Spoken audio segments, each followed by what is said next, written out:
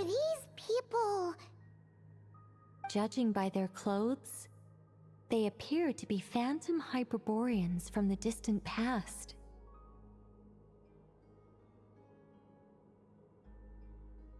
That could mean they have some clues about the moon goddess's name, right?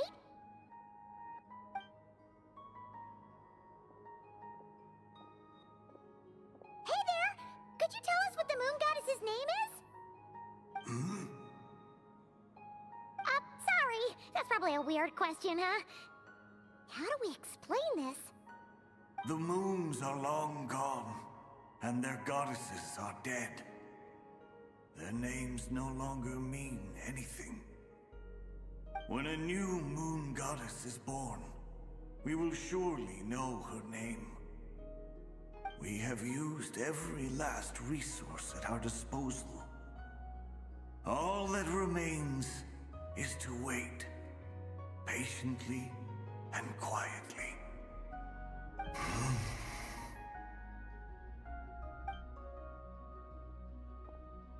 Were the people of the past all this devout? It looks like this phantom doesn't intend to converse with us any further. Surely the new moon goddess he speaks of must be Columbina. Alas, Kutar's birth came long after the age in which he lived. But, maybe if we find a phantom from a more recent age, they might know Columbina's real name. True. Keep an eye out.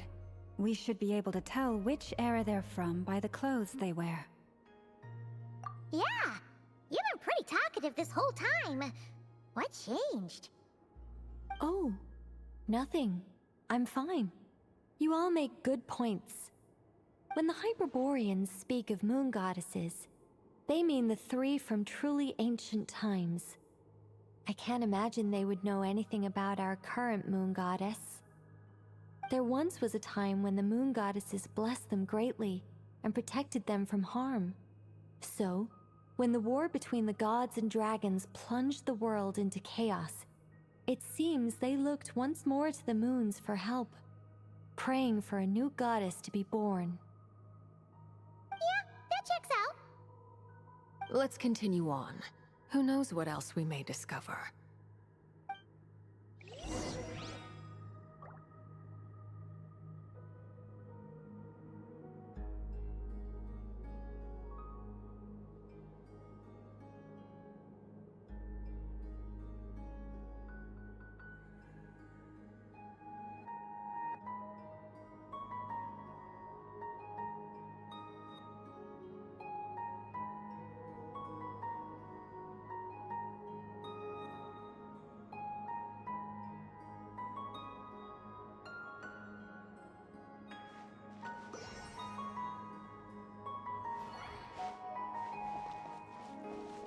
The moons have left for now, but they would not abandon us forever.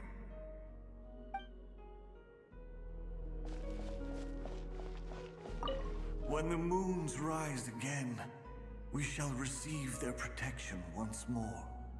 Even in the darkest hour, there is always a way out.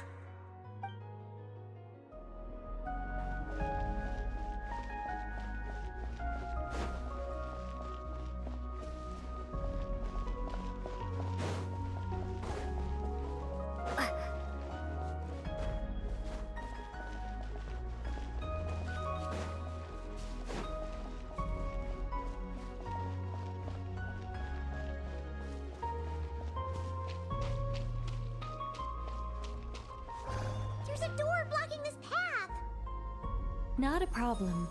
Try this.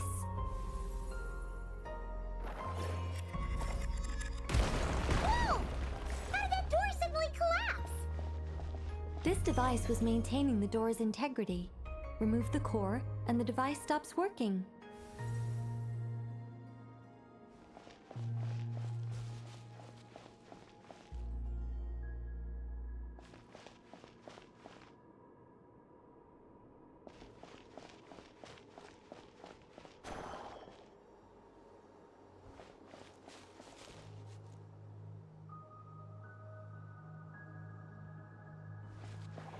Is this our destination?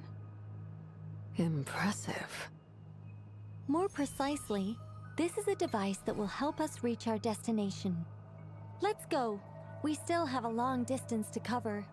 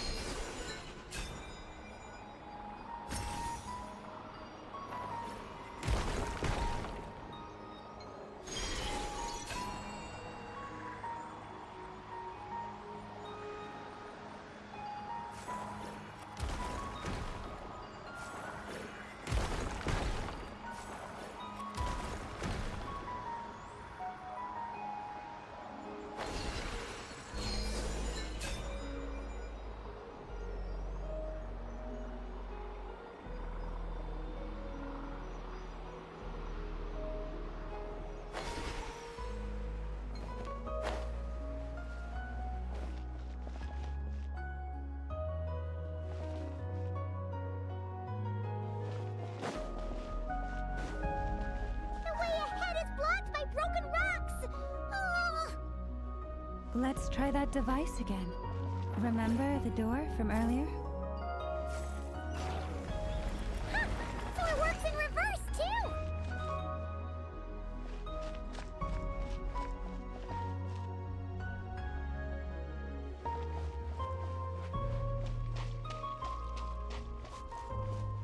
The humans we see are all phantoms, but the monsters are real. What a fascinating place. There'll be plenty of time to admire it later!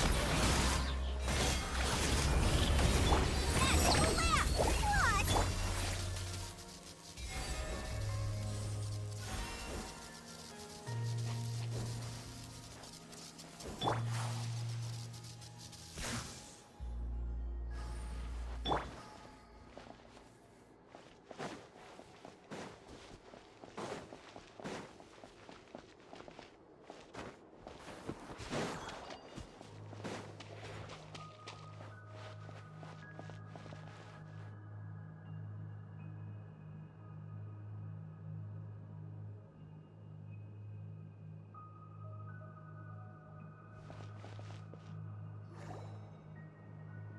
Ooh, there's a whole bunch of artwork in here. Seems pretty old. Nicole, this is probably your area of expertise. What do all these paintings mean? Let me see. To understand these murals requires some knowledge of the history surrounding the War of Funerary Flame. I shared a little of this with Lauma before. Yes. I think I follow. The dispute between the Moon Sisters, the transformation by Nibelung.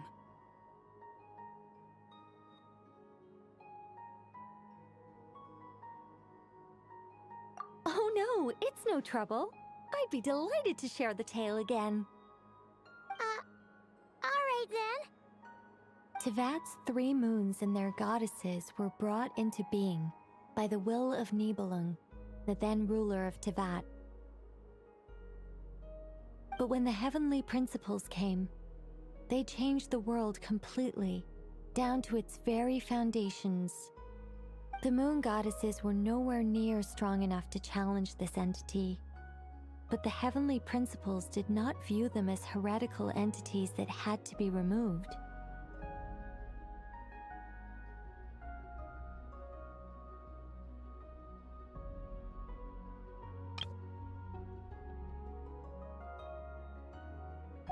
Essentially, the 3 moons existed to keep this planet alive and operational, which did not directly conflict with the heavenly principles' aims. Nevertheless, the inherent precariousness of this arrangement would soon be revealed.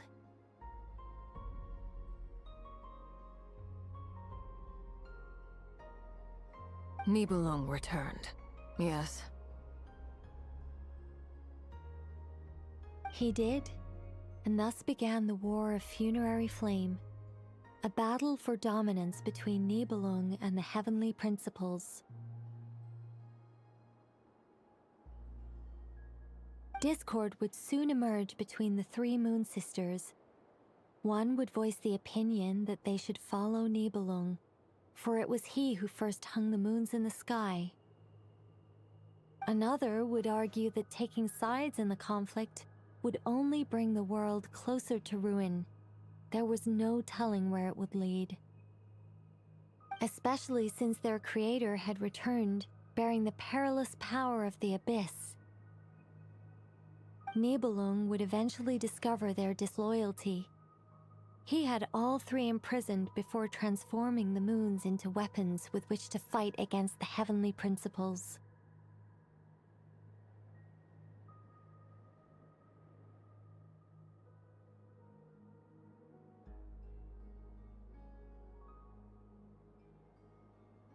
What? Weapons? Yes.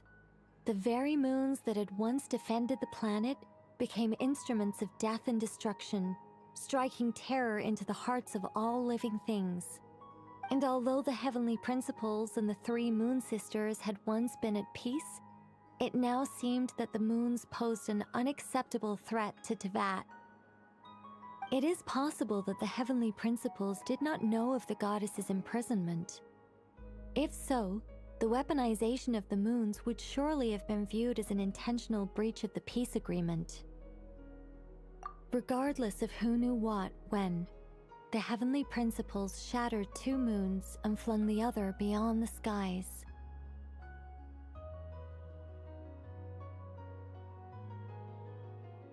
Whether the goddesses managed to escape Nibelung's captivity after his fall, nobody knows.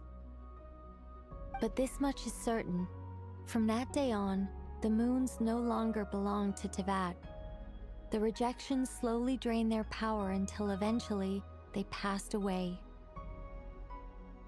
So that's the full story. You say the moon ceased belonging to Teyvat from then on. Why then would Columbina be born here? That is perhaps due to the lingering connection between the Frost Moon, which was not shattered, and this world. You could see it as the three sisters' dying wish. They never desired war. All they ever wished for was to protect this land. I see.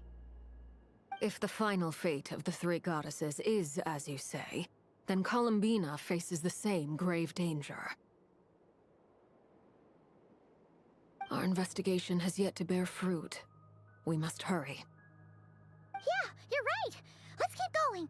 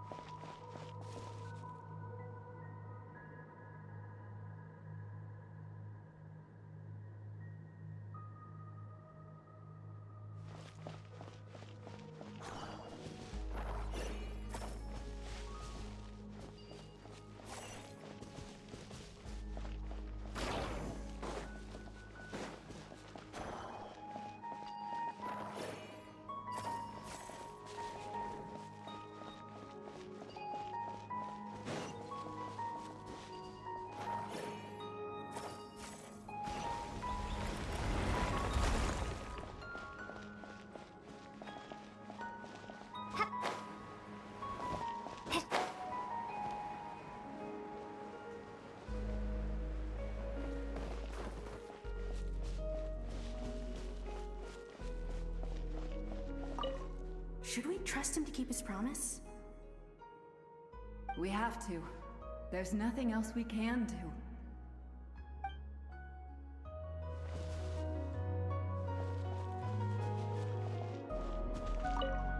Why? Why do the creators of this world no longer show mercy upon their people? Remember his words. We must change our fate with our own hands. Wait, that's odd.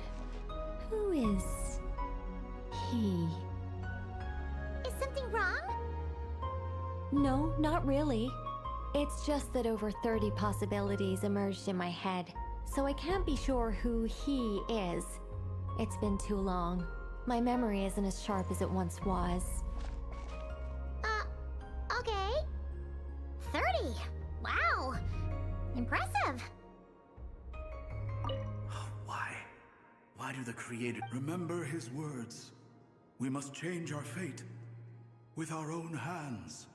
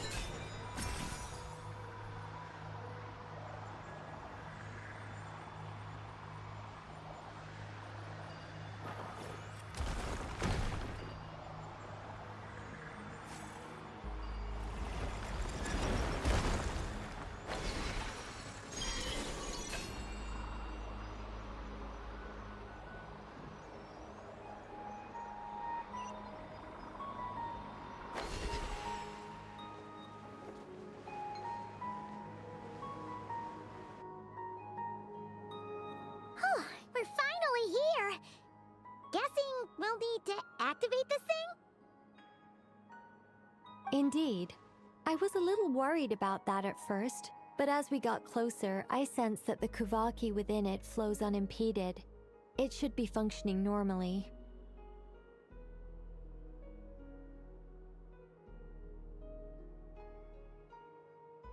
The only issue is how to activate it.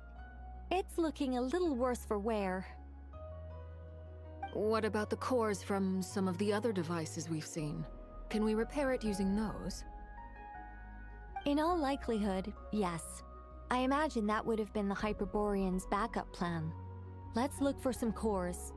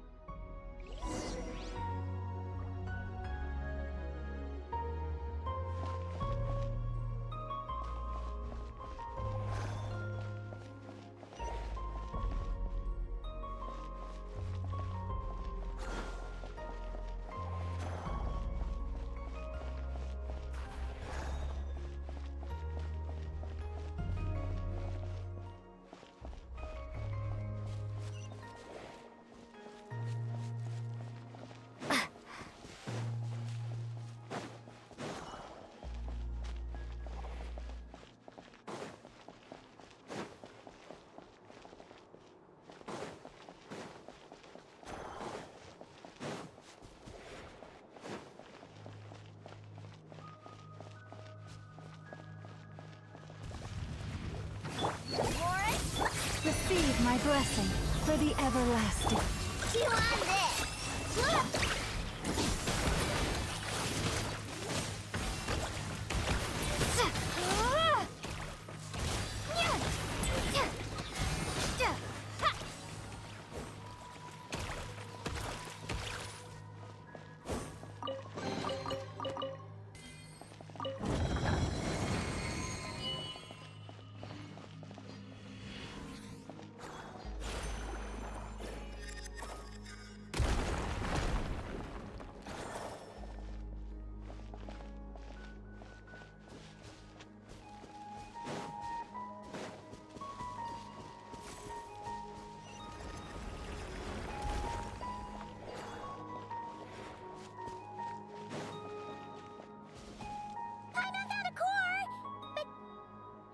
Get across. Walk up, then jump down.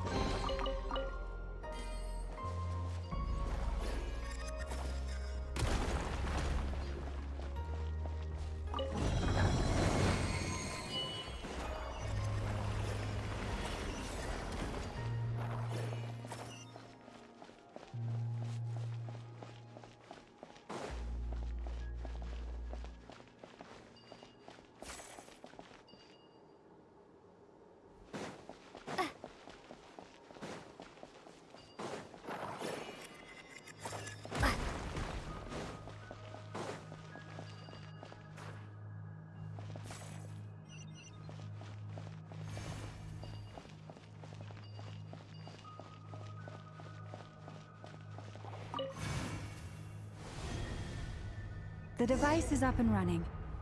It's hard to believe that the ancients were capable of constructing such things. Paimon sees our destination! It's right up ahead! Yes, let's go.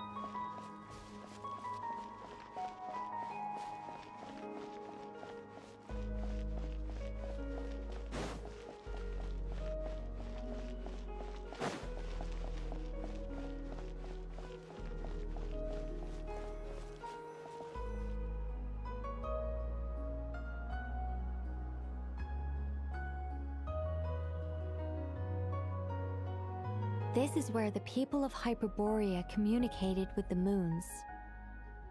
We need only place the moon marrow upon this platform on Moon Prayer Night, and we shall be able to open a portal to the moon and send our moon goddess back home. The assumption being, of course, that we can find her first. That's right. You want to know if it's safe there, don't you? And yet, she has no choice but to return. You know this. Oh, that's not the only issue here. This is the end of the line, right?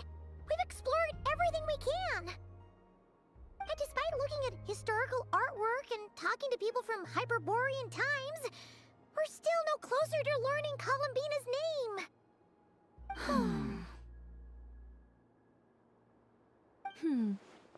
If it's not too much trouble, could you tell me exactly what Alice said to you about finding her name?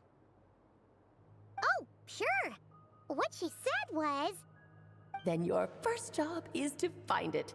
As a moon goddess, I'm sure she must have a name she identifies with.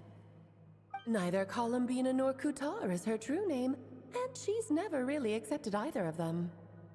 Is it not also possible that she has never had a true name? Not at any point in history? That would be a hard pill to swallow. But at this point, we may have to accept that that is the truth. No one knows how she came into being, and she certainly doesn't have parents in any sense that we're aware of. Perhaps she was never granted a name at all. Does that mean there's no way to get Columbina back? She's just gonna disappear and there's nothing we can do about it? Huh? Wait, why all this pessimism? Was it the way I phrased this question? You all seem to be taking this in completely the wrong way. Well, just because she's never had a real name in the past doesn't mean she can't have one now. What? Think about what Alice said again. She never once said that you'd have to find a new name, did she? Are you saying what I think you're saying? Yes. Names are anchors that connect us to the world. If she doesn't have one already, then all we have to do is create one, no? It's like... yes. Traveler, when you first arrived in Teyvat, do you think you would have turned around if someone behind you shouted, "Hey, Tumaini"? But what about now? I understand what you mean. Life is a long journey. Even the friends and family by our side can change over time.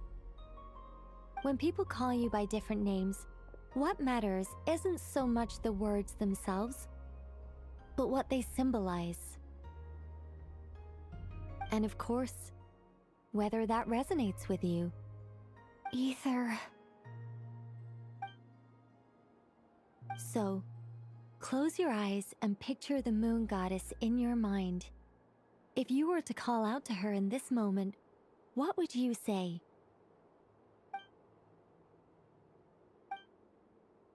Columbina.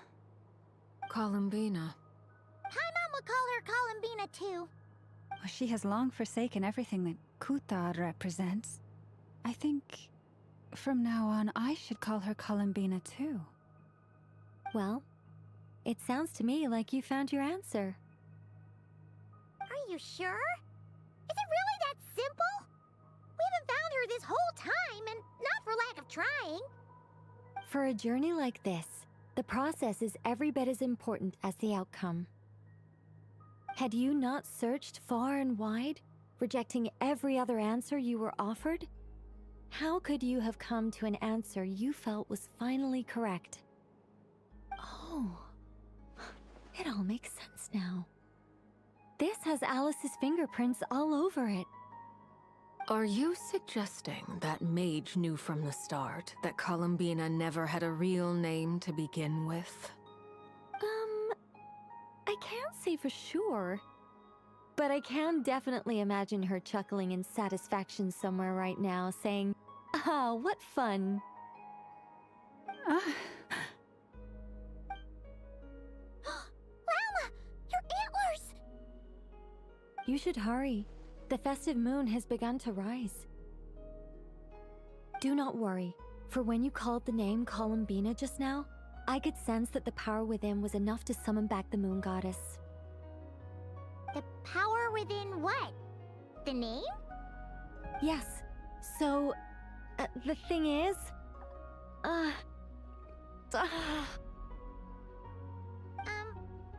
What's wrong now? This is so annoying. I really want to explain how that whole thing works. Starting from the founding principles of Tevat and... Oh, I could talk about this for hours. But... Deep breaths, Nicole. Deep breaths. You're an angel. A sober, sensible, solemn angel who has her priorities straight. Okay then. Sorry for asking. Clearly a bad call on Paimon's part. Anyway, you all need to hurry. Last thing, remember how it felt when you called out that name. then it is agreed. By the name Columbina, we shall find her. Then we'll throw her the best Moon Pair Night party ever! And at last, we will send her home.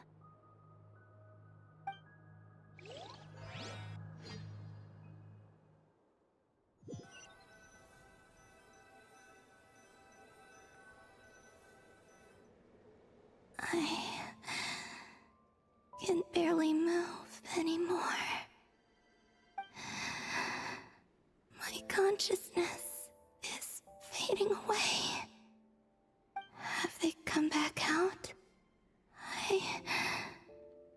I'd love to see them one more time.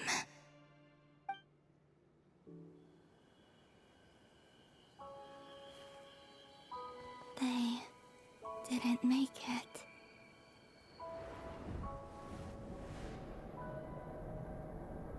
Could you tell me your name? My name is... Columbina!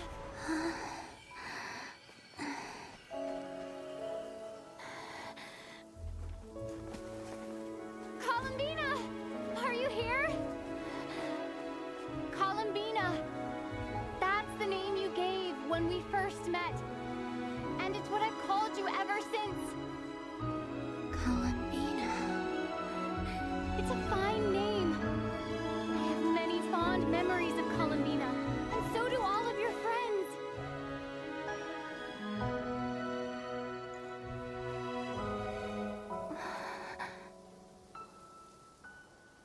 If you like this name,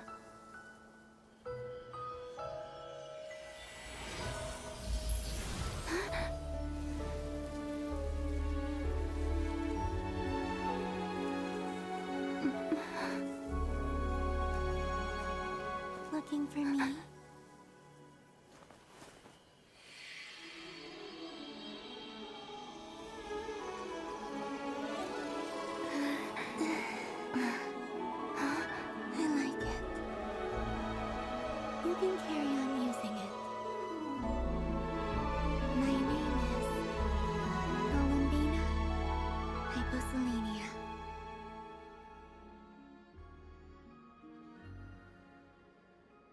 Columbina hyposelenia. That's a wonderful name. I never thought that Columbina would become my real name. But after I met you and my other friends, the things that this name stood for slowly began to change. It went from being a Fatui code name to something my friends call me.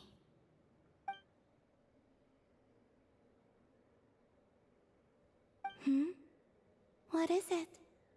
Why aren't you saying anything? I'm just so happy for you. Thank you. So, where's everyone else? We can go and meet them very soon. Everyone went to different places to try calling your name. Great. I'd like to thank them as well. Everyone's done so much for me. Searching for my name, entering those ancient ruins. Huh? Wait, so you were... Yes, I was there. Not physically, but my consciousness was still holding on. I followed you the whole way. Starting from when? You turned around and called out my name while you were in Nasha Town. Do you remember?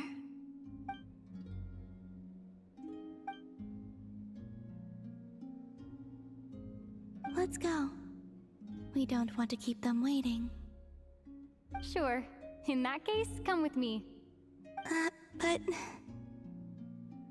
Hmm? Before that, could you call my name one more time? Sure. Come with me, Columbina hyposelenia.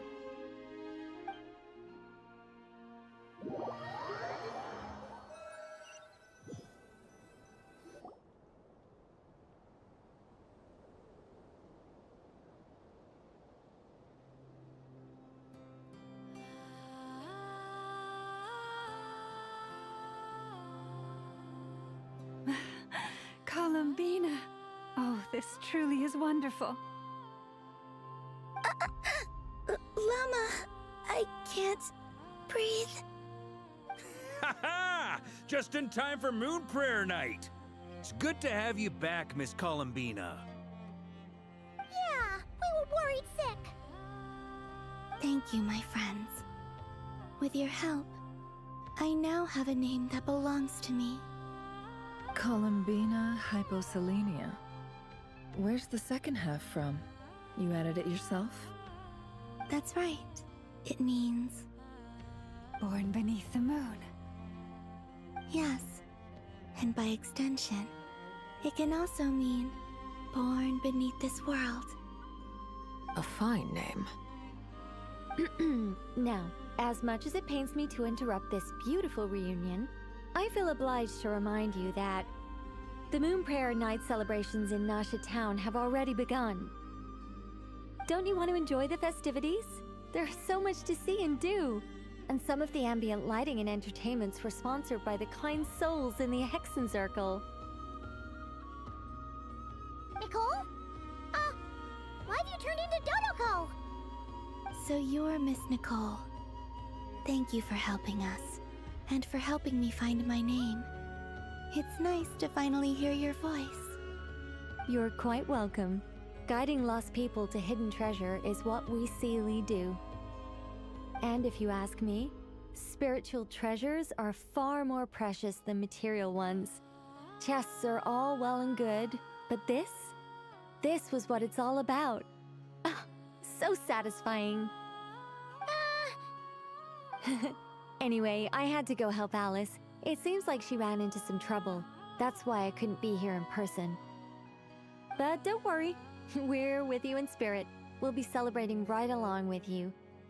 Keep an eye out for the Hexen Circle's festive stalls in Nasha Town. I think you'll like what we came up with. Alice said she even managed to rope B in this time. The Frost Moon Scions have also prepared various attractions. I believe Aino, Ineffa, and their crew are setting things up as we speak. On that note, Nefer, about that request I made. It's all in hand. Yehoda is on site to ensure that everything goes off without a hitch. Wonderful. In that case, Traveler? Huh? Come on, Columbina. It's time to celebrate the best moon prayer night ever.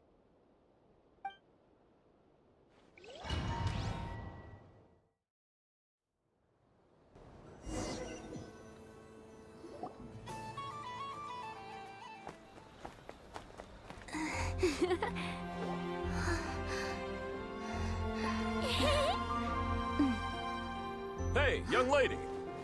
Would you like some moon prayer night candy? Happy moon prayer night. Oh, yeah. I almost forgot to say. Welcome home, moon goddess.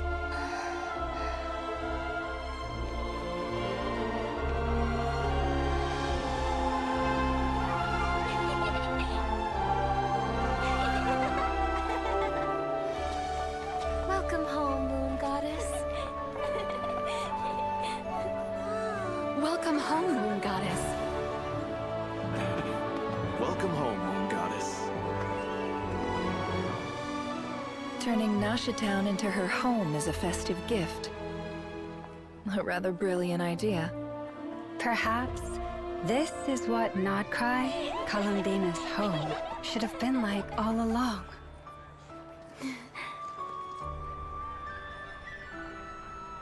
Thank you for the gift. I like it a lot.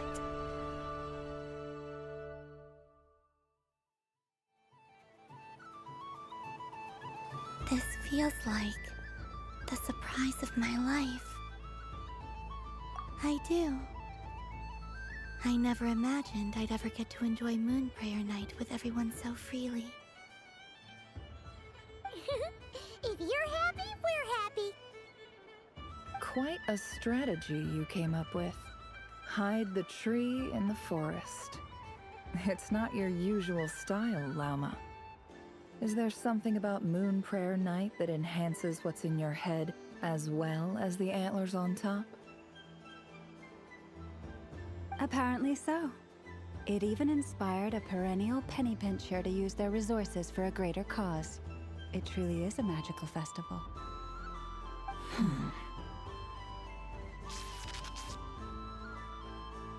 I see it now.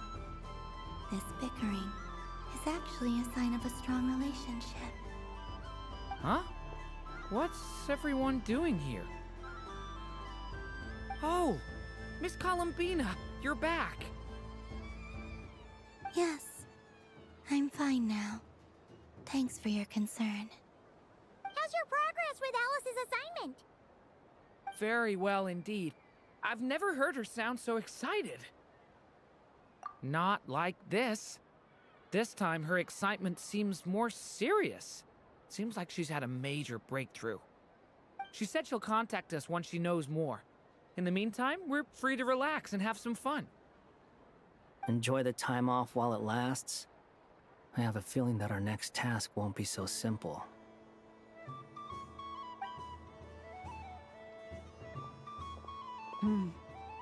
I should go. I still have a few things to attend to at the Frost Moon Scion's stall. And I think I'll take a look around. With any luck, this once-in-a-year festival will come with once-in-a-year opportunities. Hold up a second. Where's Varka? I believe he made a beeline for the flagship the moment he entered Nasha Town. Ah, that's Mondstadters for you. They know what they want when festivals roll around. Goodbye for now, Columbina. I hope you have a wonderful night. I will. Well, in that case, don't you stand there. Get out there and have some fun. You'll definitely get a warm welcome at every stall. Oh, also, take this map with you. It's a guide to the festival.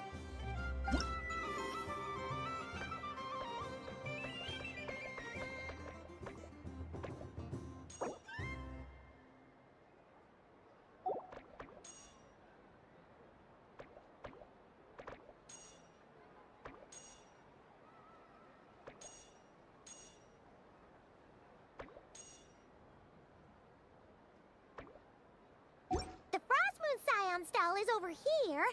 Lauma's invited a whole bunch of cute animals to celebrate too. Over there is the Hexencircle section. Alice seemed more excited than anyone about this festival, so she insisted on making it a grand affair. Oh, and then there's the Nashitown local specialties, including... Actually, forget that. Better if you go check them out for yourself. Thank you. It looks like a lot of fun. You're not coming with me? We'll be around. But don't you want to browse by yourself for a bit first? Yep. If you find something you like and want to try it out together, just give us a shout. We'll be right with you. Otherwise, just relax and enjoy yourself. There's so much on offer, so try to experience as much as you can.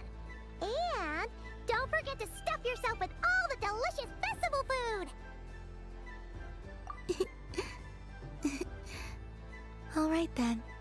Off I go. Where should I go first?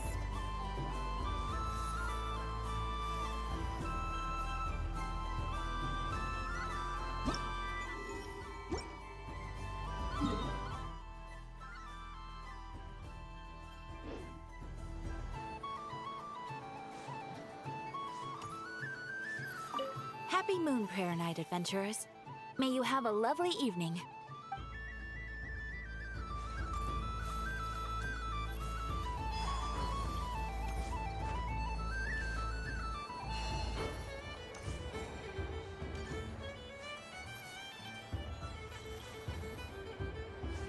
So this is the Frost Moon Scions area.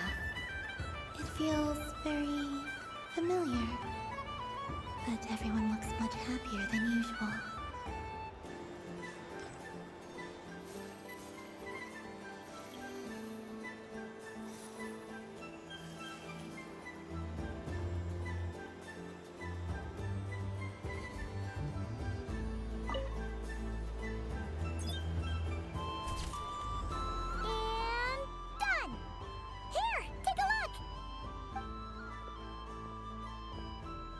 I think it looks quite funny. Well, Paimon thinks it's super cute. It looks like a silly chic badger and a Rhymehorn deer that's about to fall asleep. Maybe I'll stand on the chic badger's side instead. It looks like we've attracted the attention of quite a few animals. Let's make room for them.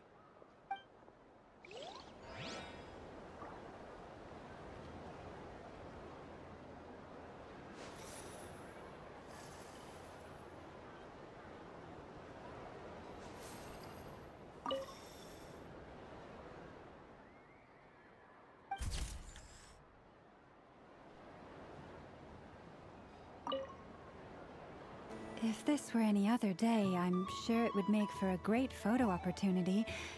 But Moon Prayer Night has rendered my antlers uncomfortably large. Doesn't it look like this Rhymehorn deer has 2 sets of antlers?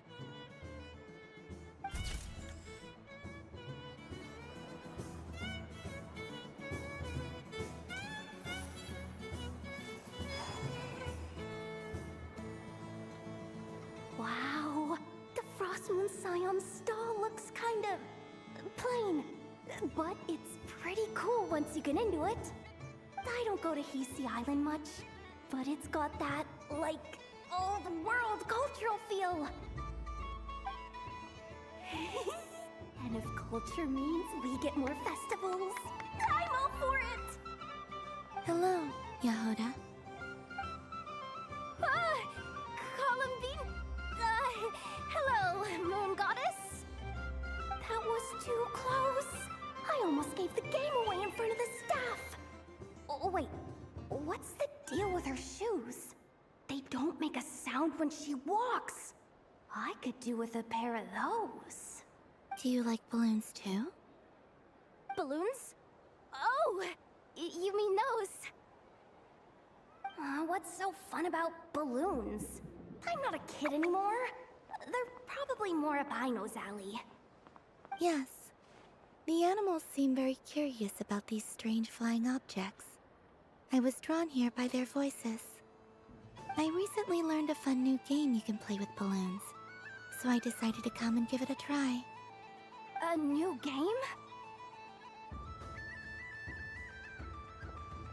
Hello. Welcome home, Moon Goddess. Here to buy some balloons? Yes.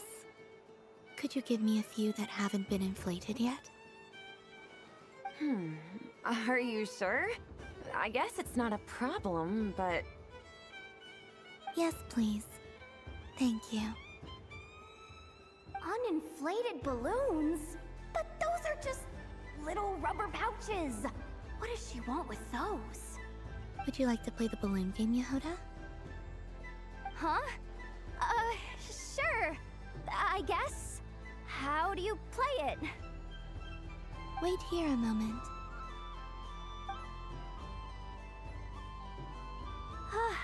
Oh. This is so weird. What have I got myself into now?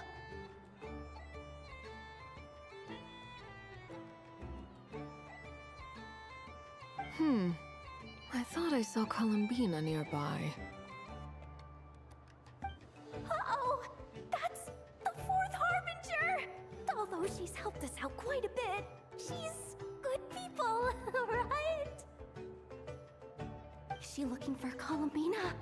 Oh, guess that's my ticket out of here. I'm not sure my heart can take being sandwiched between two Harbingers.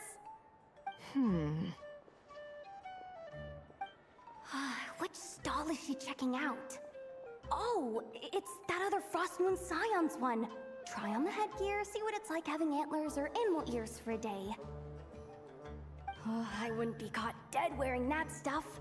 So embarrassing. I have enough gear to carry as it is. Wait, what? She put it on? How peculiar. This would take some getting used to. I wonder if this is what it's like for Lynette. It really suits you, ma'am. What is this? She was so intimidating a moment ago, but now, dang, she's really rocking those ears. How does she make them look so cool? I suppose I may as well keep them on for now. All part of the festive experience. She's coming this way. How do you do, Miss Yehoda? Oh, jeez. Don't talk to me while wearing that thing. Where am I supposed to look? Oh, hey there. I'm looking for Columbina. Have you seen her? She just... Huh? Oh, wait. Is that what she meant by balloon game? Yeah. Huh? No fair! How come I get caught in the crossfire? An ambush from the rear? Is this a declaration of war, Columbina? Would you like to play too, Arlecchino? Seriously? Are they gonna start some beef right here, right now? Gladly. That said, I believe there is another who would like to join. Boss Nev!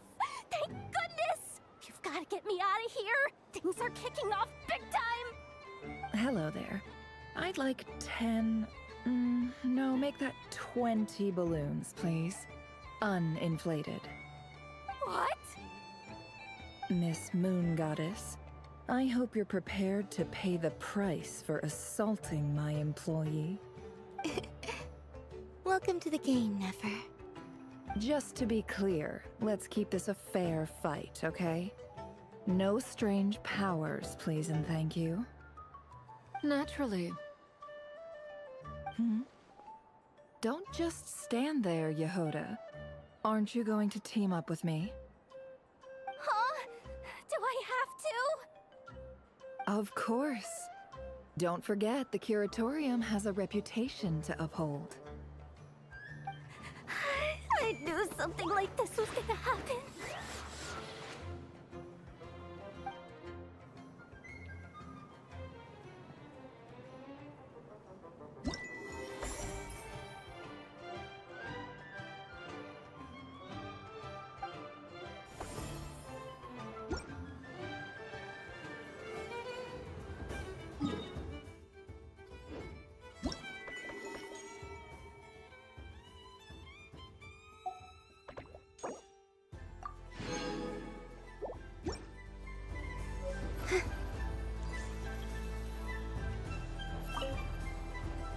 I've seen Linny and the other children play this game before.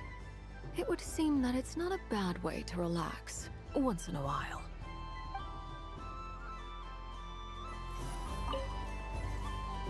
Welcome home, Moon Goddess. Would you like to try on some animal-themed headwear? I always hear Loma saying how heavy her antlers are. I wonder how it feels. Let me give it a try. Oh my! It really suits you. It's a little itchy, and it's hard to turn my head. Should I keep wearing it?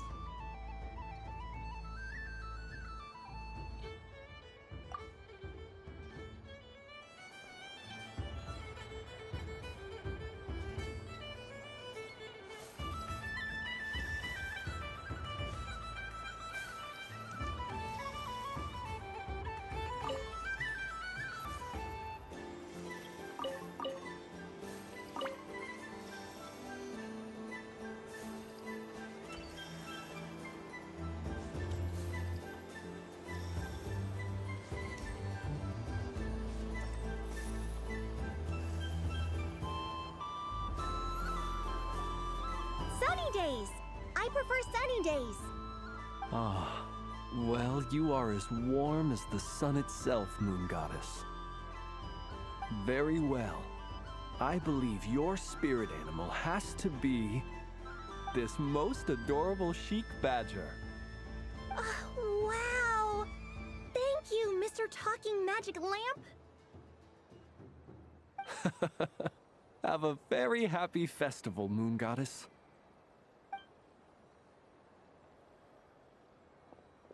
Lance? That's you, isn't it? Shh. It's our little secret, my dear traveler in Paimon. Okay, sure, but why are you here selling sugar sculptures? Everyone celebrates in their own way.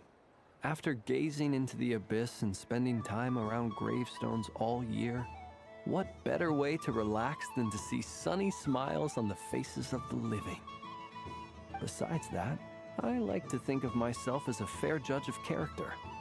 I dare say matching personalities to confection suits me rather well. That's not what Paimon was talking about. Aren't you afraid that your true identity might be exposed?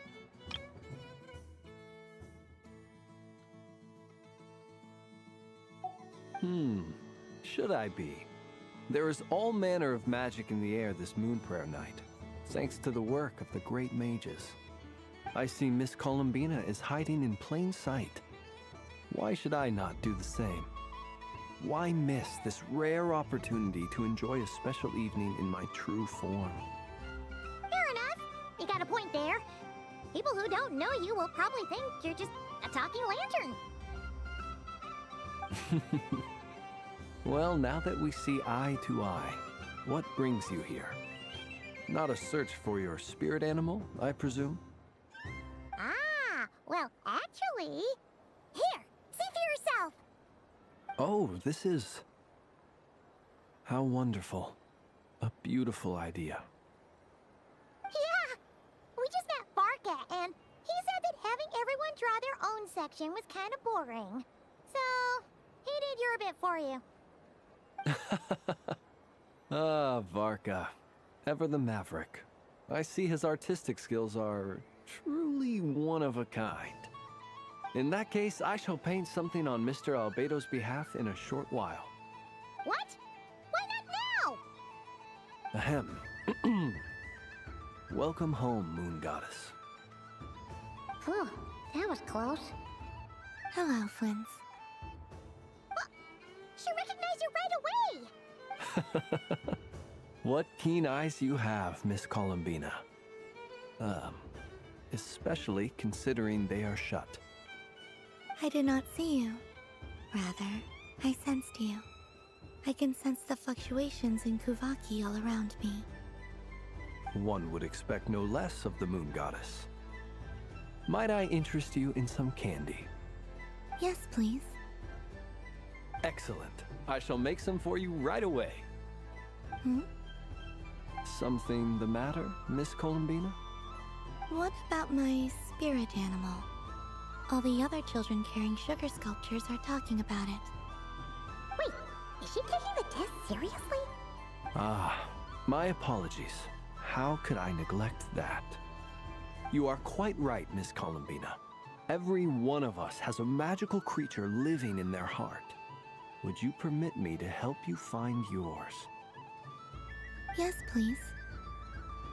Do you prefer the day or the night? Night. Which of the 4 seasons is your favorite? Winter. Think of a perfect day. What is the weather like? Sunny, rainy, or perhaps cloudy? Rainy in the morning, sunny at night. What kind of answer is that? Forests, lakes, and open seas. Which do you prefer of these? I like them all. Imagine you opened your very own shop. What would you sell there? Moonlight, I think. Wow! My mom would totally shop there. It wouldn't cost anything. You'd just need to visit. Aha! I believe I know what your spirit animal is. Here, for you. Oh, it's a Kohenki! Indeed. A free-spirited being with a deep love for all things here in Nodcry, who selflessly lends her aid to as many people as she can reach. It is the perfect fit for you, Miss Columbina. Thank you. It would be my honor. But you shall have to forgive me. We have known each other for quite some time. I doubt there is any answer I could give that would come as a surprise to you. So instead, would you accept this sugar sculpture as a token of our friendship? It's a lantern. Hey, why don't you two go enjoy your candy over there? Paimon wants to try out this spirit animal thing too. Right, Blintz? Come on, play ball. I got this drawing done. But I want to hear Paimon's answers. But it'll probably take ages. Paimon's a complex soul. And we don't want your candy to melt while you wait, huh? Oh. Okay then.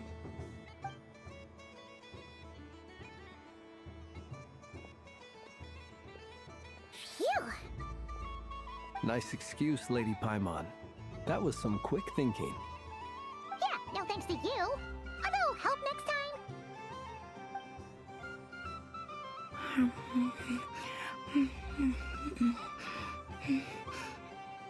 It's sweet. Is that Lockaberry?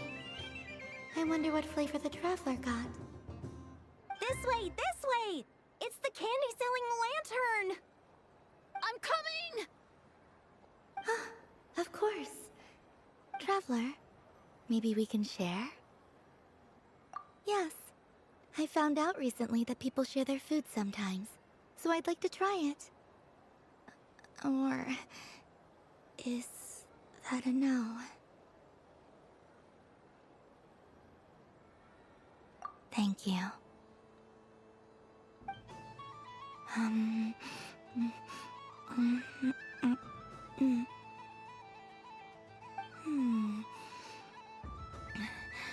Yours is a little more sour than mine.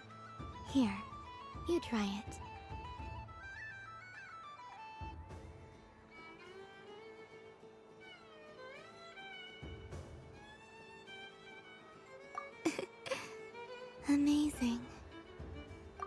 sugar sculpture has shrunk, yet my heart is filled with feelings of sweetness. I will remember this feeling. Sure.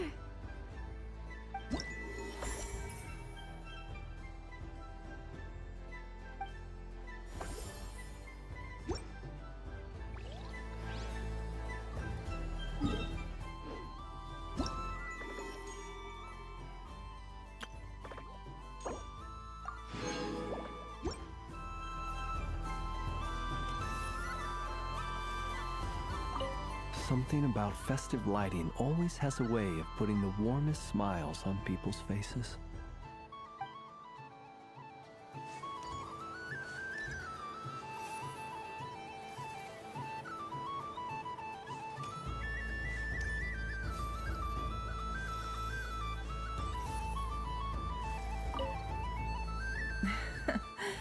That was fun. It's a shame Ashru doesn't like playing with water. Or I'd have roped him in as well.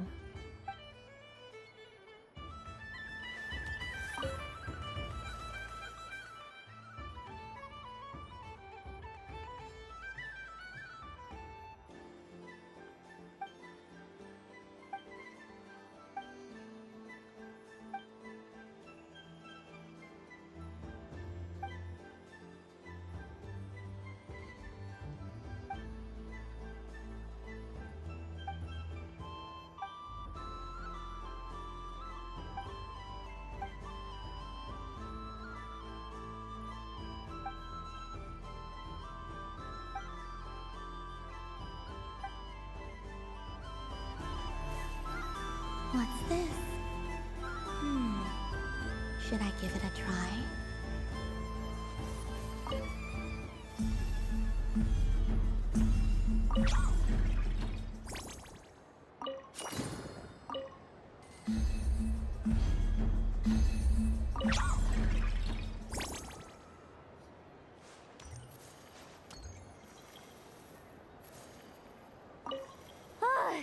I just had a water fight with two Fatui Harbingers. Pretty scary, but also surprisingly fun.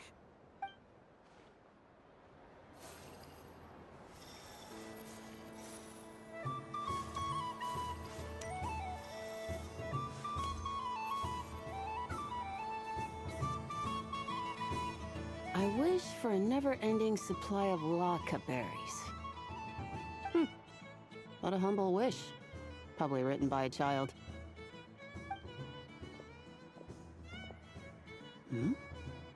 Is that Llama the Moon Chanter?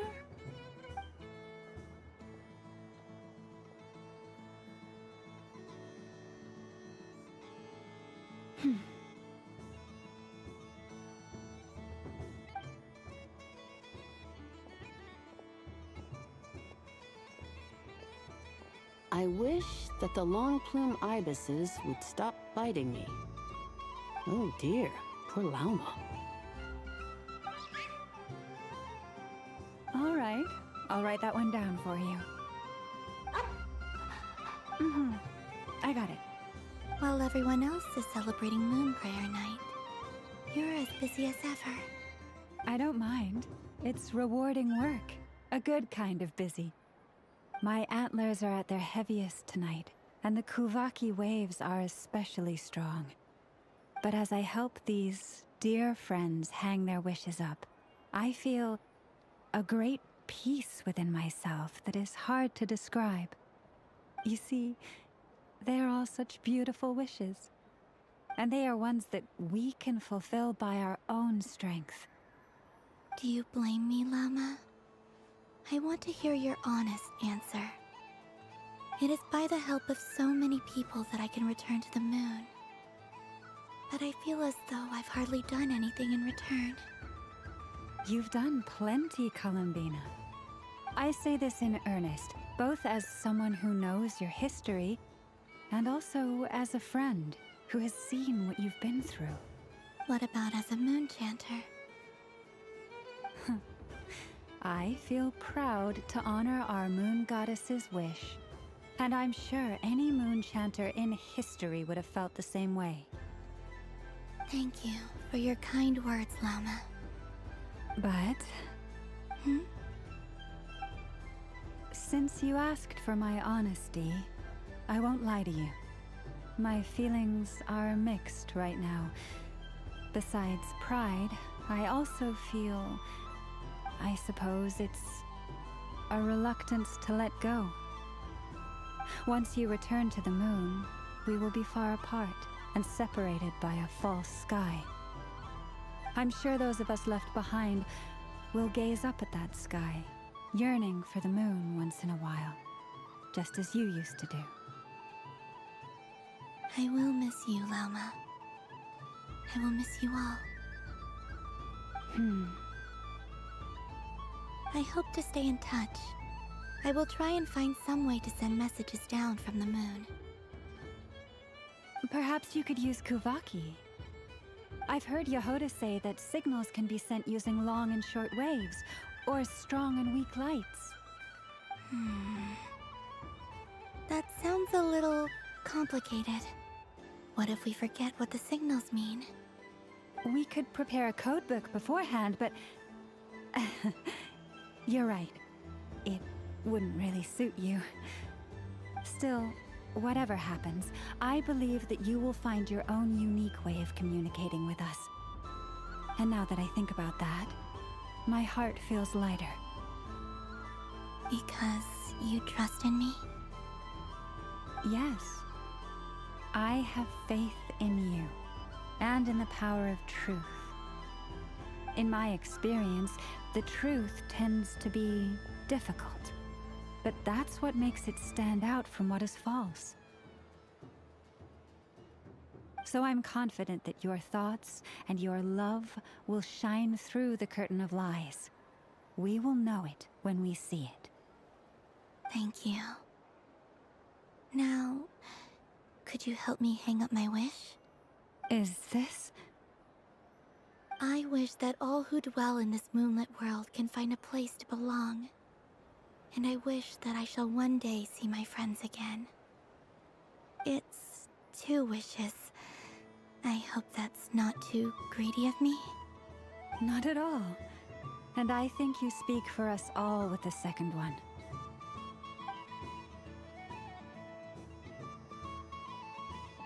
I shall continue to pray until the day that all of these wishes come true.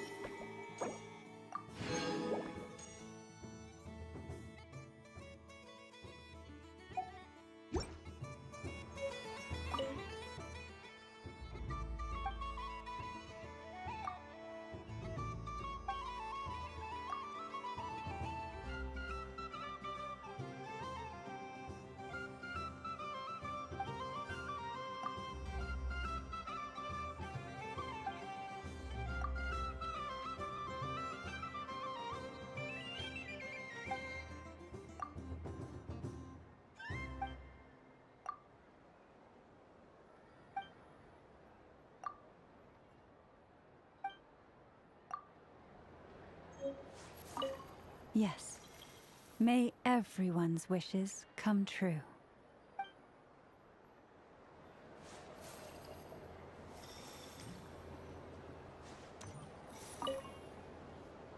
Miss Laliki! A kitten's been following you all this time. Oh, so it has. Hello there, little kitty. May the moon light your path. Did Lady Llama send you? Or was there something you needed? You'd like some moon prayer candies? No? I believe it wants that box. The one with the moon prayer candies in it. Oh, I see. Here, kitty. Come on. Here you go. Thank you, Lady Mr. Cantor, did you see that young lady dressed as the moon goddess?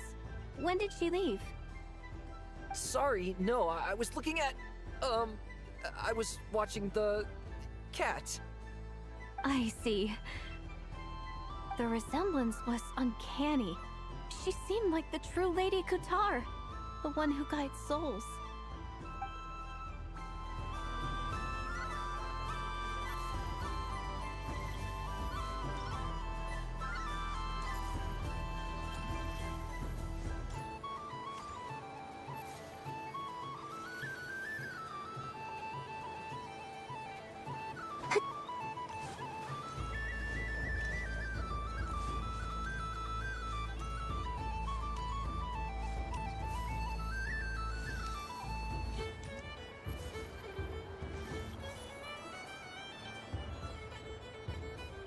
Dodoko's Whirligig! Come check out Dodoko's Whirligig! Ah, welcome home, Moon Goddess. Might I ask what this is? Ah, it's a very special amusement sponsored by the great mage herself. Ride on a soft and furry Dodoko and embark on an unforgettable adventure. I say that, but I'm just following a script here. Who is this mage, anyway? And what the heck is a Dodoko? I'd like to ride. No problem. But, are you by yourself? Is that not okay? Oh, no, it's fine. It's just that each Dodoko can accommodate 2 passengers. Would you like to bring a friend along? My friends... That should do it. Now, we just need to get everyone else to draw something on it, too. But, we gotta keep it a secret from Columbina. Traveler.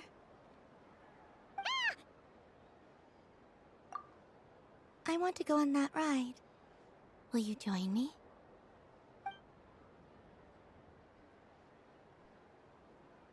Let's go then. Don't worry. Paimon will do the rounds. You go have fun.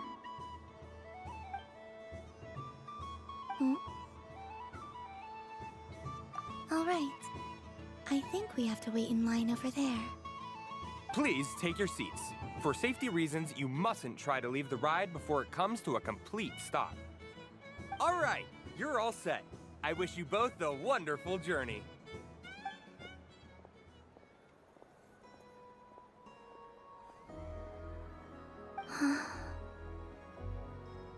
Not bad. It reminds me of riding a moon lane. Sometimes, the Kuhenki circle around me like this, playing their beautiful melodies. Yeah, I'm going to miss them.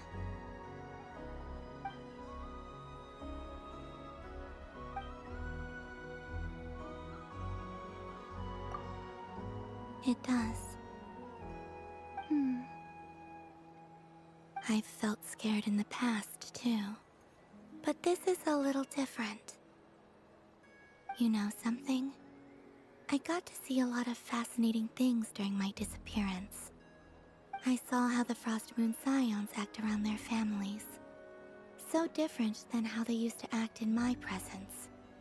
And I also saw how they interact with their friends. It made me curious at first.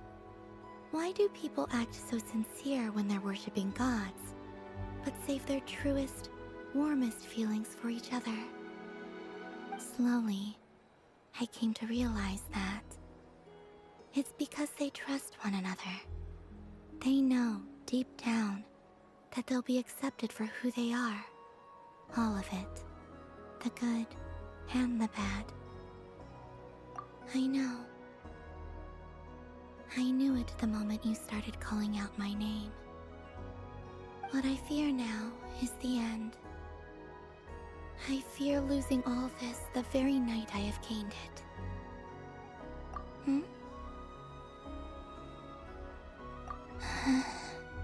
Thank you for this conversation. Thank you for listening to me. Don't worry. This fear I have, and the unknown that awaits me, they cannot hurt me. Not when I possess a treasure far greater. I just want you to remember this version of me, the real me, on this final night together. Dear passengers, Dotoko's awesome adventure has come to a close. Please leave in an orderly fashion, and we look forward to seeing you again in the future. Don't want the journey to end, huh? Don't worry, you two. There's always another adventure waiting just around the corner.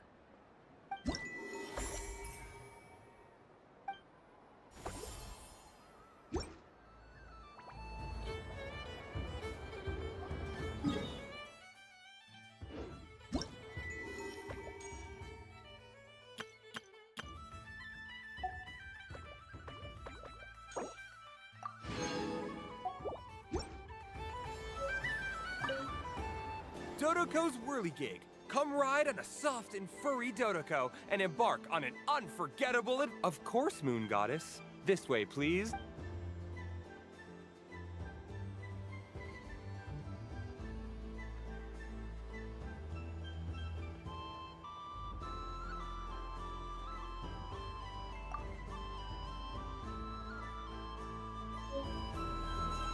This must be the mage's stall. It feels like I've entered a fairy tale. How lovely.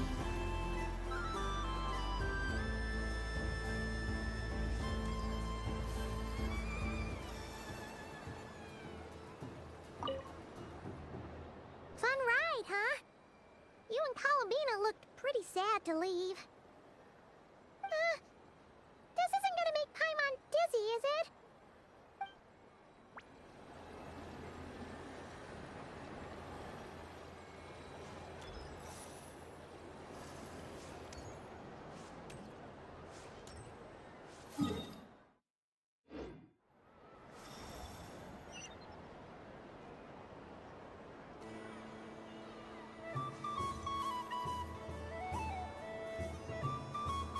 Aiming right at it.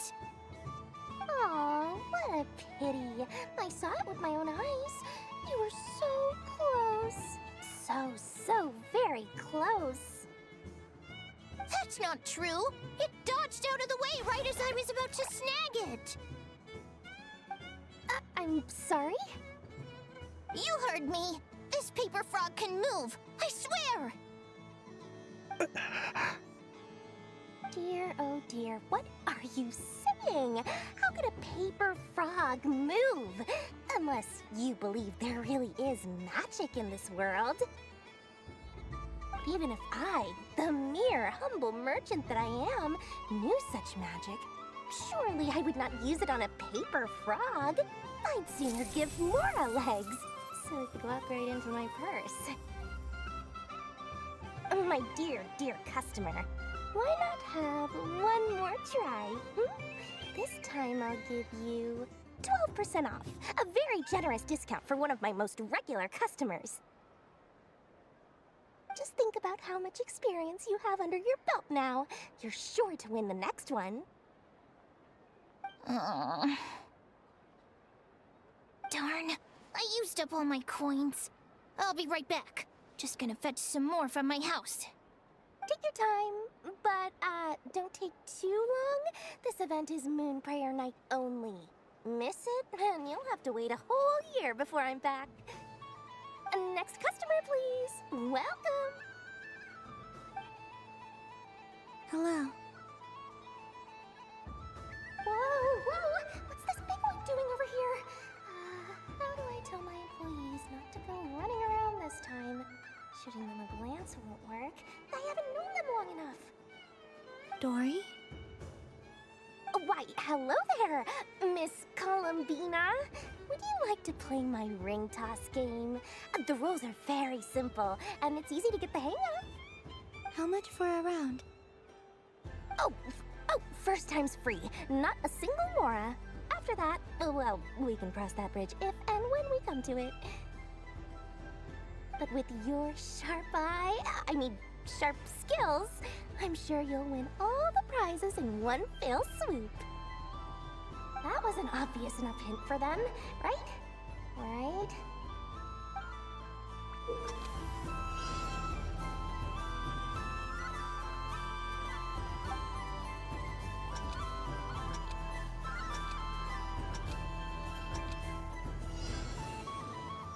Here comes the ring! Oh, peanuts.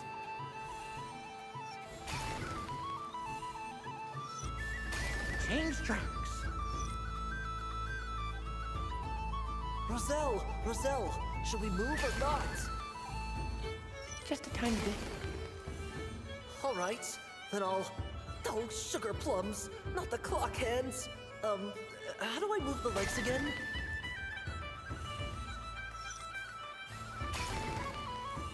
Stop it!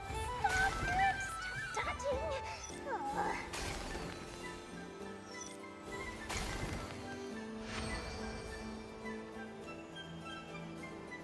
Let's see now.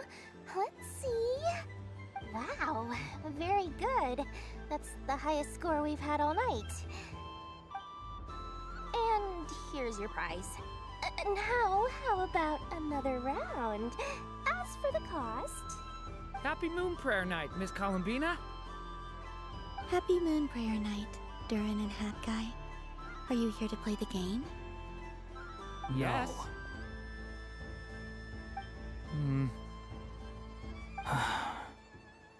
You said we were just coming here to say hello. I did, but then I recognized a few more people as I got closer. Do my eyes deceive me? Is that... It's our little dragon! He's all grown up! Someone's popular. Well now, since you came all this way, why don't you try out this lovely game we have going? First try is free! He'll have a go. I'll pass. It's only one free try per customer. You can't give your try to him. I'm aware. How has Elder Almond been lately? He's in great shape. He goes for a run in the forest every morning to stay fit and healthy. He tried to go boat racing with Firecracker a while back, but he couldn't even make it onto the Lotus Leaf. Firecracker was in fits of laughter. How about you, little dragon? Can you still fly? Yes, I can. But you've become less chatty. Has growing up been tough on you? We call that maturity. You know, the thing people sing about. The knight wields a sword of stone to defend those hearts that are made of gold. Stone is very heavy. That's what keeps him from talking too much. That's awesome! I want to be a knight when I grow up too. Ring, here I come! Ha! Oh, the hat-wearing man. I never thought I'd see you again. You seem more determined than when I saw you last on the train. If you say so. Oh, I do say so. The people you once helped see it clearly. It's because you are once again on the right track. May the engine in our hearts propel us to the station of our dreams. I can move! I can move now, Roselle! What are they doing? Running into the rings like that? You got them all so quickly! I have never seen anything like this in all my travels! Is this guy actually an old friend of theirs? But how? They're origami animals and clockwork people from a fairy tale! Getting to know them would be quite an arduous task, unless they share a hometown? I have to get to the bottom of this. Next time I see the great mage Alice, I shall demand answers. Thank you, Dory. I had a lot of fun. Now for your prize. Where did I put it? Give me a moment to dig it out. Oh, sweet grand prize. How I wish I didn't have to let you go. Good thing I've already turned a profit from the customers earlier in the night. Otherwise, I'd have wasted all my hard work. Okay, I'm back. What? I leave for 2 seconds and someone's already claimed the grand prize? Oh, well, these things happen, you know? Perhaps you'd be interested in one of the other prizes instead. We've got all kinds of wonderful goodies here. Is this the thing you wanted? Here, you can have it. Huh? But... Don't worry about it. It will be happier with you. Oh, thanks so much, Miss! Moon Goddess. Goodness gracious, Columbina! Give me strength! How am I supposed to make any more money from this child at this rate? Daddy, look! That's the game I was telling you about! Forget it. She is the Moon Goddess after all. I'll think of some other way to swing this. Maybe I can try to hook this new kid. Huh? Oh, someone already won the grand prize. You can take mine if you want. What? Why? Why are all these bleeding hearts coming here to ruin my business? Happy Moon Prayer Night, everyone. Happy Moon Prayer Night.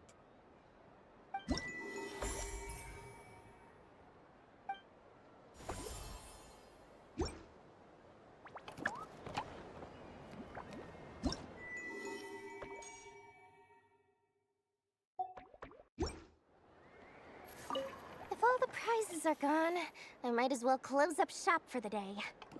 But you haven't had your fill of fun yet, right? So the next time a customer shows up, you're going to have to run faster, all right? And remember, run out of the rings, not into them.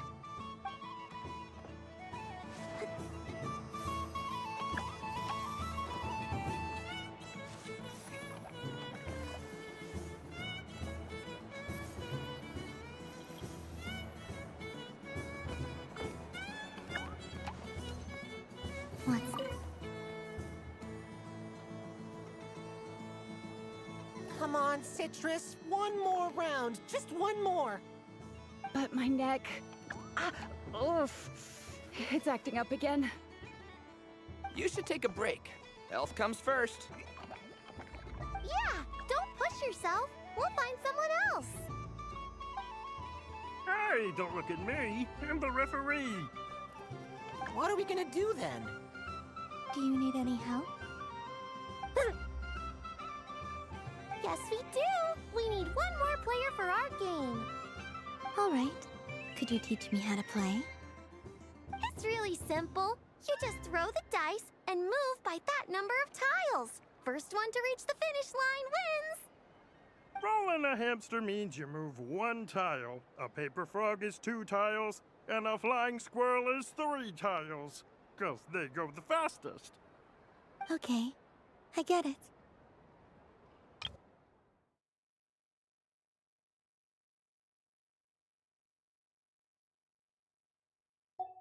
So, we're all set? In that case, please take your places and let the game begin!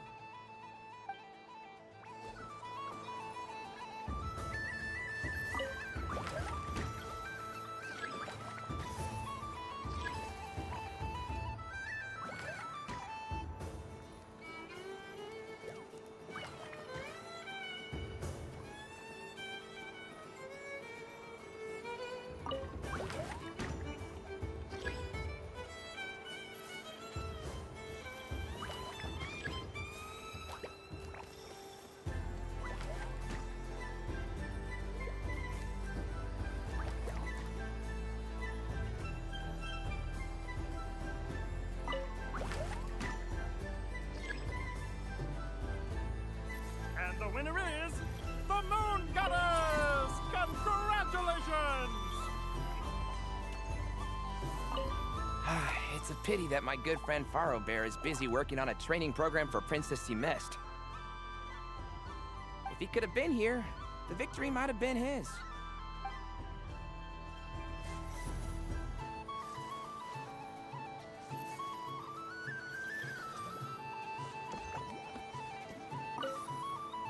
Done being a do-gooder yet?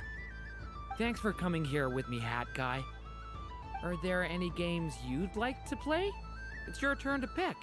I'll come with you. Why does that hamster think you've grown up? You haven't changed at all. I know you don't mean that.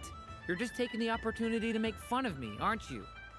Even if you won't admit that taking some time to compose yourself is important, I can see that you're doing it in practice. Otherwise, you'd have taken off your hat and flown away by now.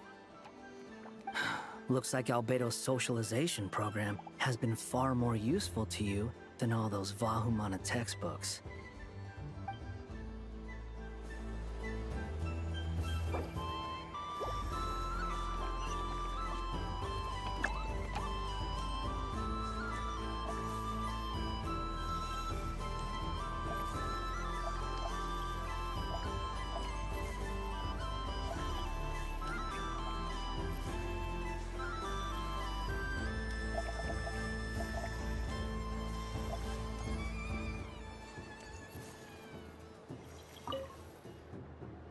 Welcome home, Moon Goddess. Oh, you're the genuine article. Alice was right. This Moon Prayer Night was worth watching after all. Another one that talks. Greetings. Pleased to make your acquaintance. I am the Hexenzirkel member they call B. Barbeloth Trismegistus. Columbina Hyposelenia. Pleased to meet you too. Hyposelenia. A fine name indeed. Now then, Miss Columbina, do you wish to hear a mage's divination? Divination? The Frost Moon Scions used to ask me what would happen in the future. Is this like that? From the perspective of the one seeking answers, perhaps. As you look to your journey ahead, if you seek to understand the unknown, resolve your doubts, and soothe the confusion in your heart, divination could be for you. The unknowns on my journey. Of course, if one wishes to peer into fate, then hydromancy is the more precise option. But that is a complex affair, and to relegate that majestic art to the status of a festive amusement would seem somewhat uncouth.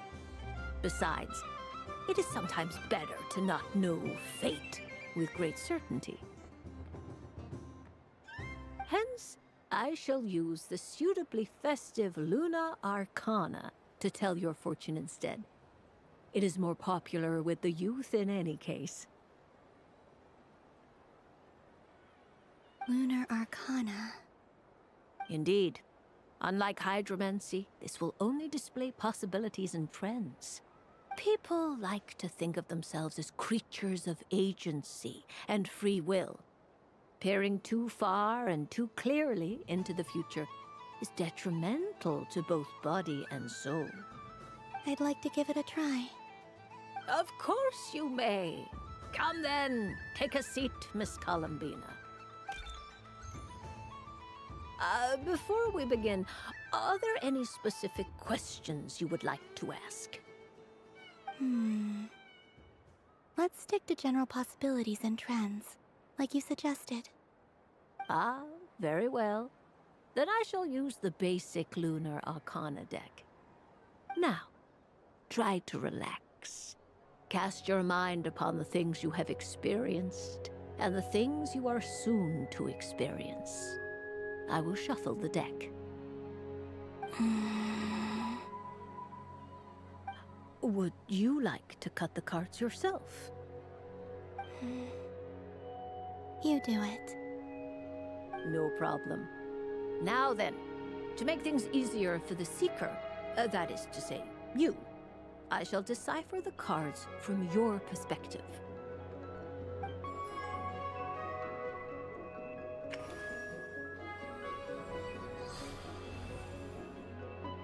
Please, draw the first Lunar Arcana. This represents destiny and is the foundation for the divination as a whole. Now, draw your second card. This will stand for the past, the sum of all your experiences that have come before. And now the third arcana. This is the present, your interpretation of the current moment.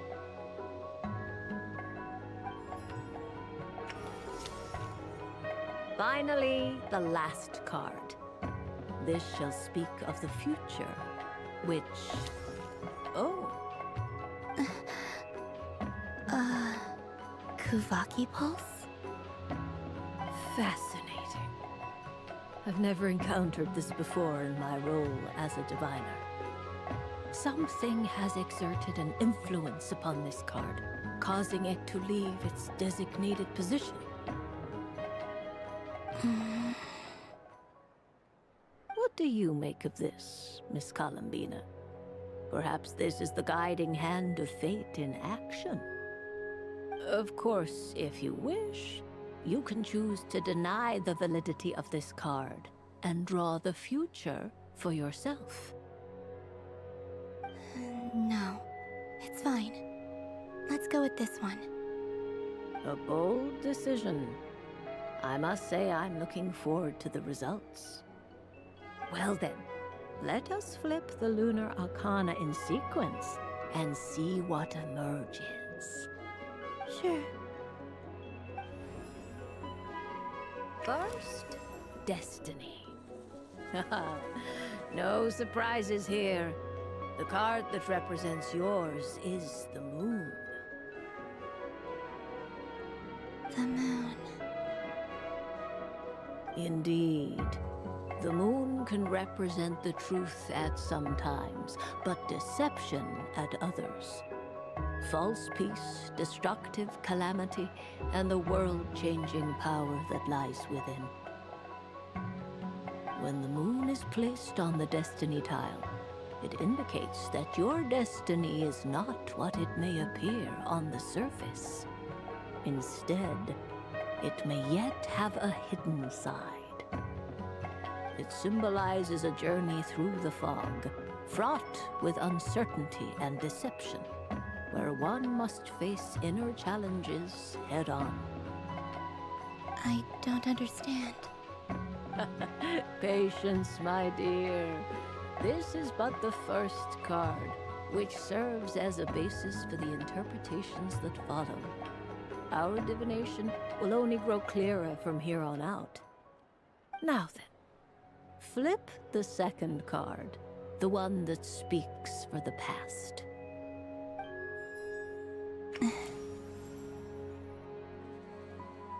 Ah, the Hermit, but inverted. Inverted? Yes. The Hermit symbolizes solitude, introspection, and the pursuit of truth. When inverted, it represents isolation, truth out of reach, and a path that leads one astray. Combined with the moon as one's destiny, the Hermit inverted represents a choice you made to stand alone in the past. It was a choice made not out of fear or arrogance, but for reasons that others could not perceive. You fumbled through the darkness without a guide, but you did not find your way. Rather, you went astray. More than once, it would seem. Is this about how I became Kutar despite not wishing to become a god? And how I joined the Fatui because I yearned for a place to belong? I suspect only you know the answer to this question. All is not lost. The past is in the past, and so it shall remain. Shall we look into the present now? Oh my. The Lovers. One of the most interesting Luna Arcana. What does this one mean? This means that you have had an unprecedented emotional experience. The joy of finding your soul becoming intertwined with that of another. A precious and wonderful thing indeed. It's true. I've made a lot of friends recently, and they are very good to me. I like them a lot. That sounds lovely. I am most delighted for you. The lovers can also represent important decisions, perhaps related to a parting of ways. Now, if I were to guess... Yes. I return to the moon. I understand. Parting with friends is never easy, Columbina. But rest assured, this is not the end of your journey. There is always another story waiting to be told. The future always lies ahead. The future. Well now, it's finally time to flip this most mysterious of cards. Why did it appear? And what does it wish to tell you? I'm ready. Very well. Flip this card and see what lies on the other side. Oh. Miss Barbeloth? What is it? This card is death. That doesn't sound very good. It depends on how we interpret it. It is true that it can represent an agonizing death, a complete and utter end, but at the same time, it can also represent rebirth.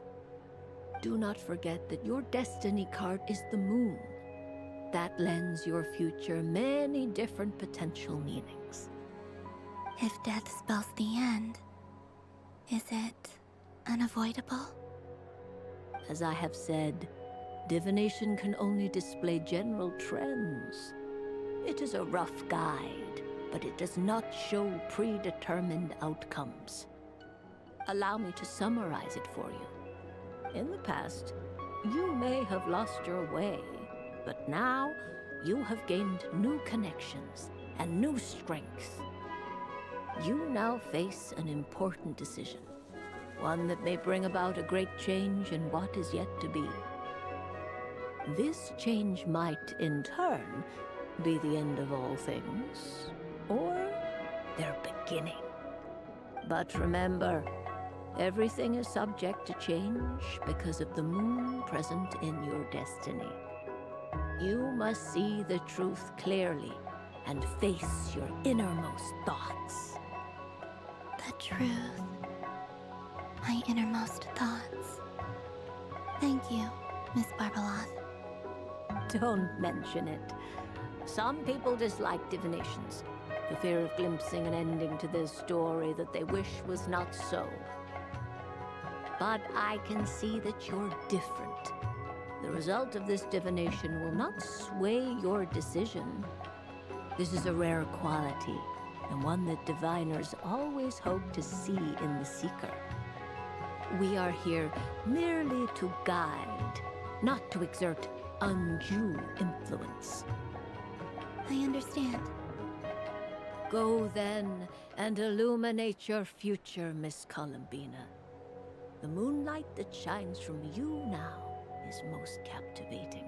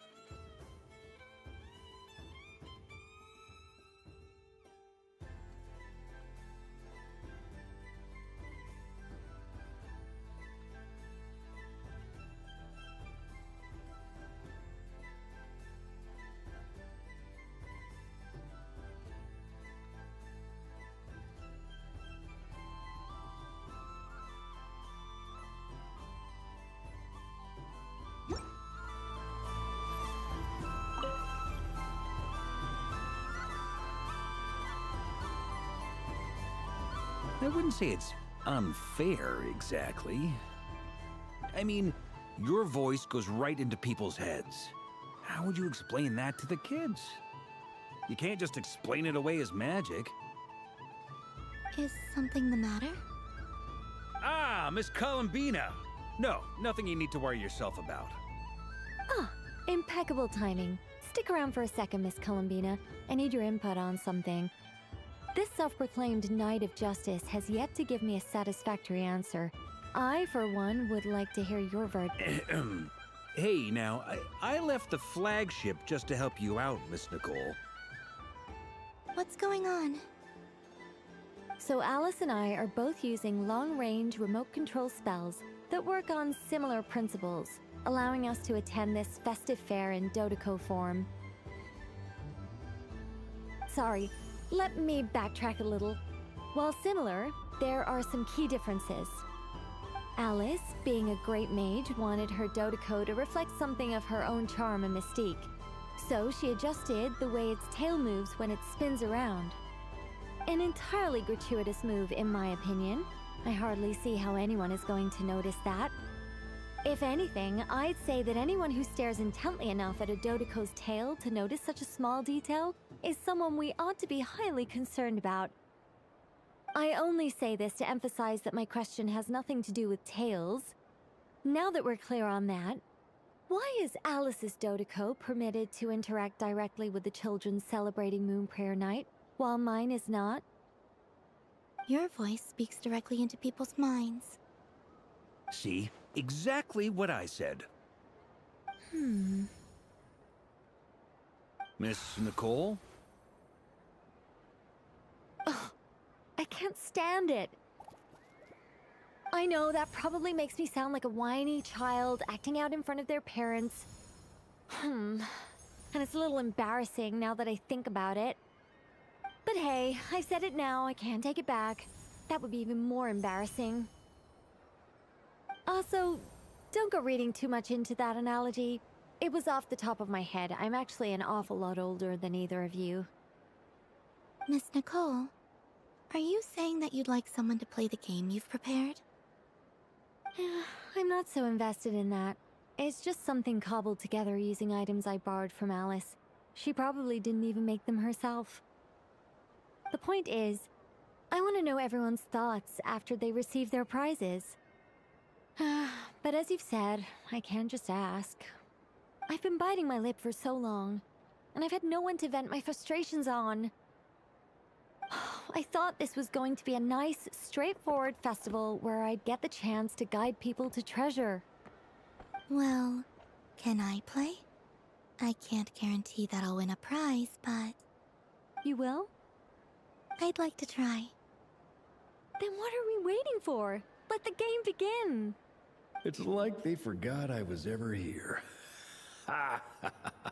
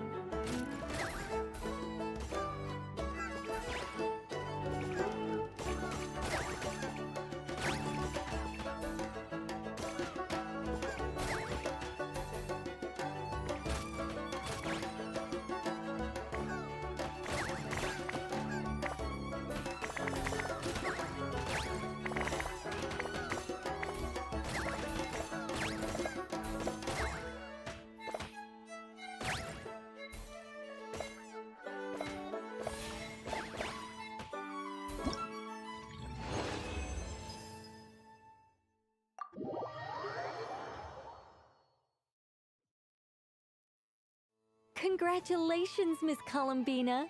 With your great wisdom, you have overcome every obstacle in your path and conquered the great challenge posed to you by fate. Fate? Well, something to that effect. If you'd prefer something more poetic, it could be the icy winds or the dawn. Anything you like, really. You could even go with the challenge posed to you by DOTTORE, if that's what you're into. Anyway, you can take or leave my suggestions. Moving on. All my hopes are now resting on this. Can I open it now? Stop teasing me. Please, I'm begging you. No more talk. Just open it. Wow. What a lovely sculpture. Classic and cute at the same time. Thank you, Miss Nicole. I'll always treasure it. Ah, there we go. Music to my ears. You have my sincerest gratitude, Miss Columbina. Thank you for sharing your precious time with me and fulfilling my wish. Don't mention it. You've all done much to help me. And still, I'm the one receiving all these gifts.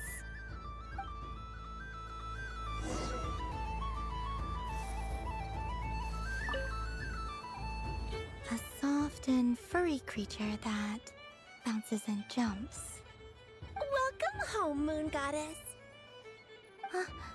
This one talks, too. Allow me to introduce myself. I am a Dodoco from a distant archipelago, the most mischievous of all my Dodo brothers and Dodo sisters. When the going got tough, I powered through, and when I met obstacles, I boomed them away. That sounds like a lot of fun. Doesn't it just? Oh, but then the trouble started. Recently, I found a lovely beach, the same beautiful jelly color as my hometown, and so I dove in to have a look. Only to find it overgrown with seagrass and nasty little spiky fish everywhere, looking to turn me into a Dodoco kebab. I made it back to shore by the skin of my teeth, but my tail was sorely hurt. Couldn't you just boom them away? Oh, I wanted to, believe me. But I've heard that you, Moon Goddess, can understand animal speech. The last thing I wanted was to cause a gigantic fuss and get taken to court by a school of spiky fish. I'd be driven out of these waters for good, and my winter holiday would be ruined. And so, dear Moon Goddess, I was wondering if you might lend me your allegiance. Are you roping me into a crime? Oh, let's call it a once-in-a-lifetime carefree adventure. Does that sound better? All the festival goers tonight are dressed up as the Moon Goddess, but there's nothing to say that the Moon Goddess can't disguise herself as a Dodoco, is there? Besides, this is your home. You should be free to be whoever you wish. I'm afraid I'm not well acquainted with Dodocos, Madam Mage. Oh, that's quite all right. We Dodocos are innocent, happy creatures with a free-spirited nature. Many, like myself, are mischievous troublemakers. Others are lazy souls who like nothing better than to lie down on a nice rock and take a nap. In our eyes, every creature who yearns for happiness and freedom is a Dodoco. But perhaps in yours, we Dodoco are a fluffier and more mischievous breed of Kuhenki.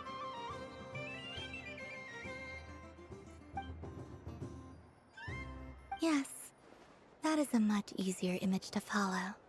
Oh, wonderful! Then let's play! Grab onto my tail and follow me into the sea! Time to settle some scores with the bad guys!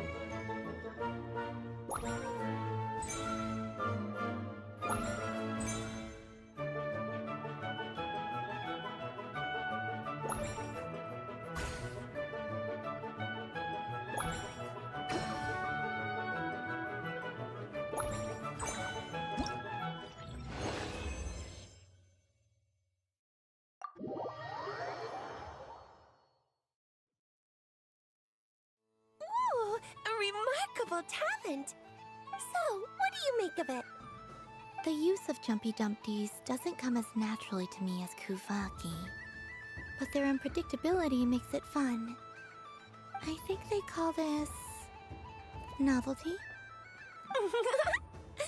Indeed! And how did it feel blowing those pesky nuisances away? Not bad. Any guilt? What do you mean? Oh, wonderful! Lovely answers to all 3 questions. You've passed the safety test. Now I can give this special bomb to you as a souvenir.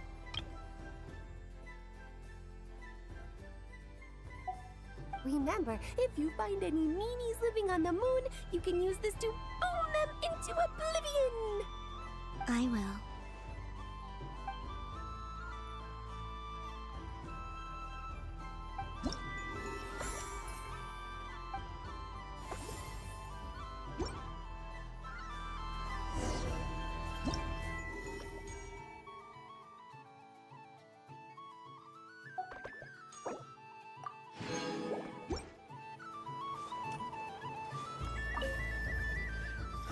It'd be rude to just leave without saying anything. But at the same time, I don't want to barge into their lively conversation just to announce that I'm leaving. I guess I'll just wait a little longer. Huh? Albedo? This sketch is for you, Grandmaster. Oh, a gift for me. Thanks. Let's see what you've done for me. The North Wind left in the lurch.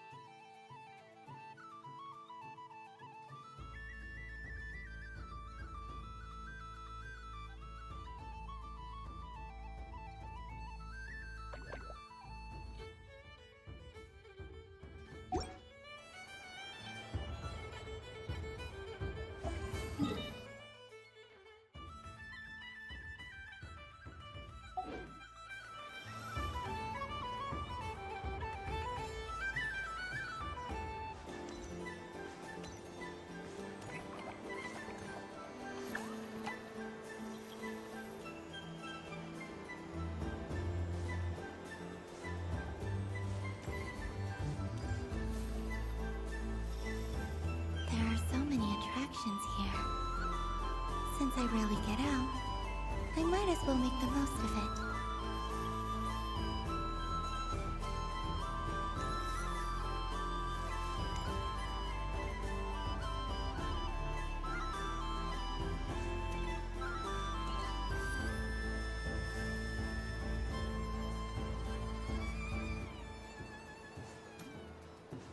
What's the...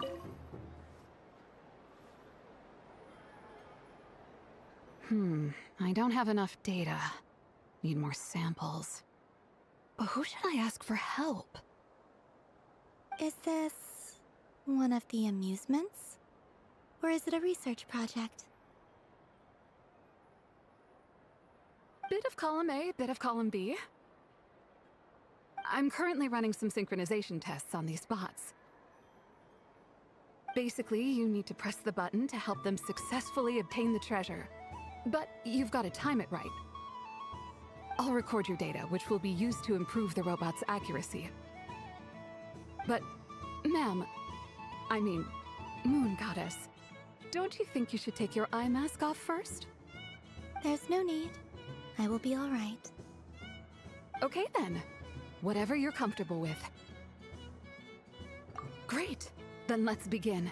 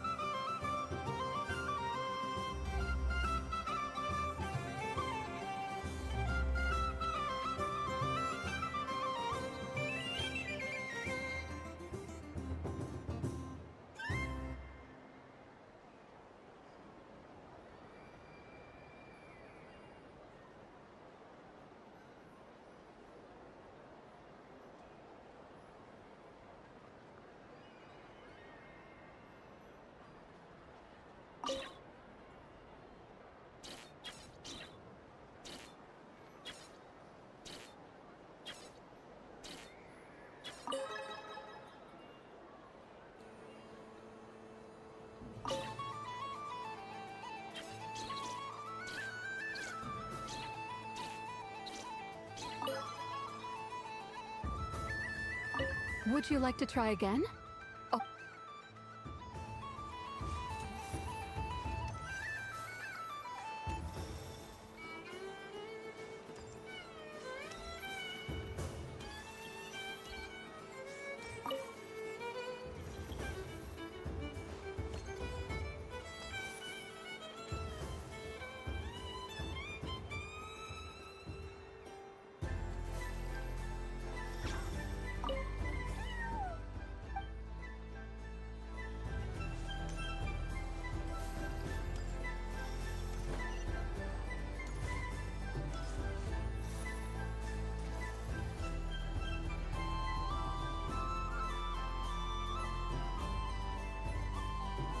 This doesn't make any sense! How am I losing every single time? Wait, Inefa, you're cheating, aren't you? Yeah, that must be it. I am not cheating, I know. Uh-oh, sounds like Inefa's turning into a big baloney bot. I think it's time for some serious maintenance. Moon Goddess, help me. Miss Columbina, I know, is attempting to cheat. What the? I'm not the cheater! You're the cheater! How dare you throw it back at me?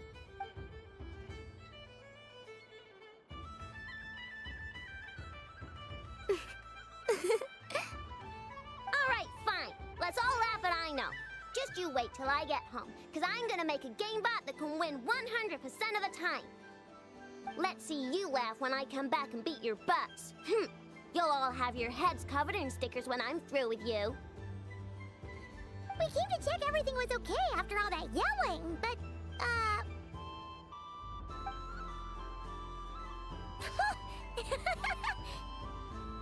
Whatever it is, it sounds like cheating is allowed. Kuhenki concentration. Each player starts with differently colored Kuhenki. Each round, they draw one Kuhenki from their opponent. When a player has two Kuhenki of the same color, they make a pair and can be discarded. Any that can't form a pair must be kept. The round ends when a player can't form any more Kuhenki pairs, and that player gets a sticker.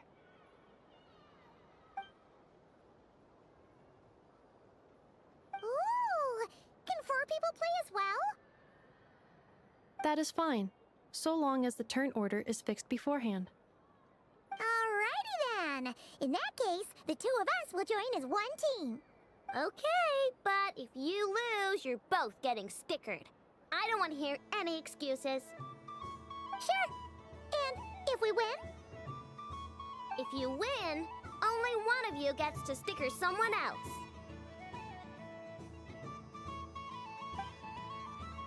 I have taken to calling this. I know logic. Hey, lay off me, all right? Okay, so we're starting the game from scratch again, which means all my stickers so far don't count. Looks like Luanatar is the Kuhenki of honor for this game.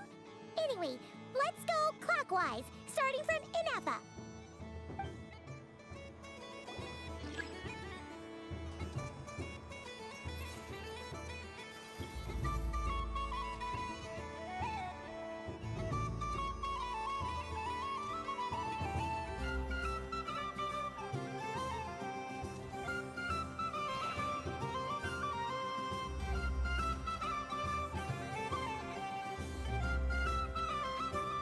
Nice! That's a pair!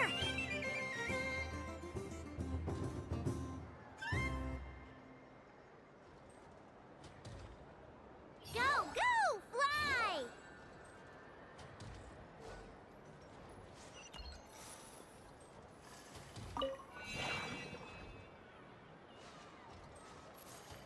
Go on.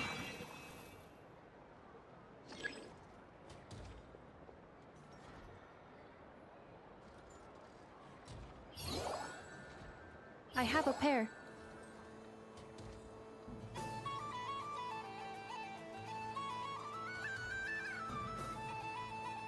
Uh-oh! We gotta pick up the pace!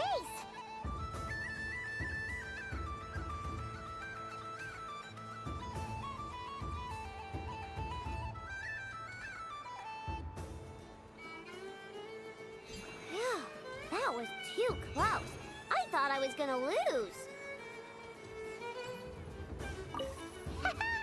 Let's see who's gonna be the unlucky one.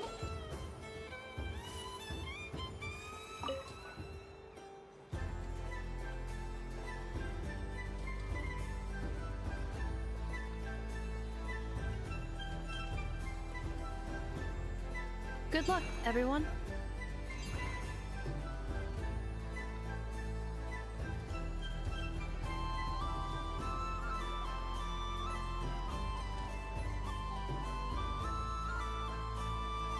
Let me pick a good one. What's it gonna be? You're looking very pleased with yourself there. What happened to being a huge Grumposaurus? I won. Duh.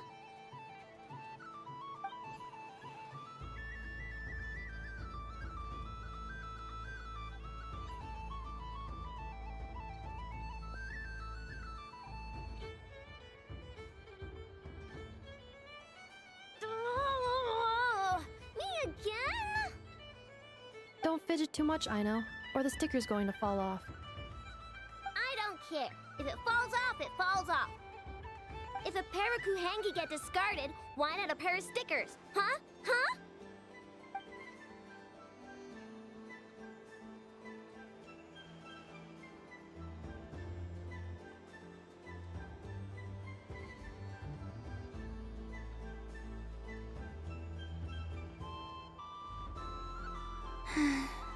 I've lost. Sticker, sticker, sticker!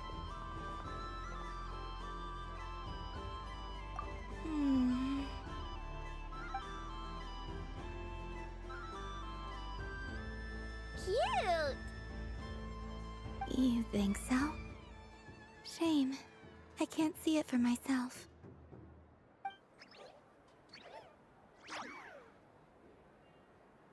What did Luanatar say? She said it looks so cute that she wants me to lose a few more rounds.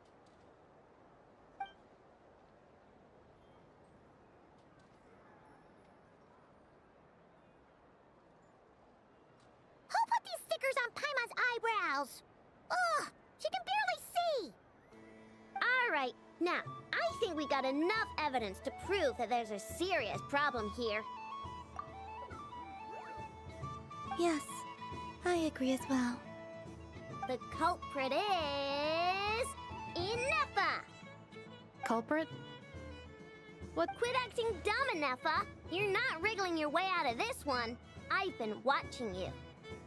Not only did you remember whose side Luanatar started at, but every time someone drew a Kuhenki, you were logging it and calculating every last possibility. Which Kuhenki pairs were gone, who had what color Kuhenki in their hand, even our facial expressions. You were keeping track of it the entire time. Exactly! What Aino said! Putting aside the fact that running calculations is not against the game rules, do you have any evidence to support your allegations? But that's not against the rules either. So she admits it. She certainly does. Alright, everyone grab a sticker. It's time to get Ineffa back. But... Take that!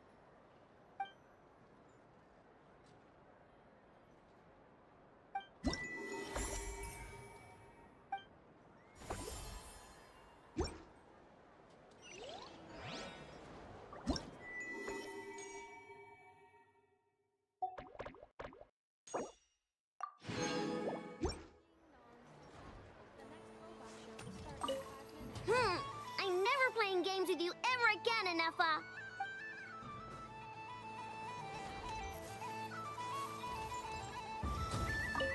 Aino is throwing a tantrum again. I believe it will take 3 crumb-kakes to constitute a suitable peace offering.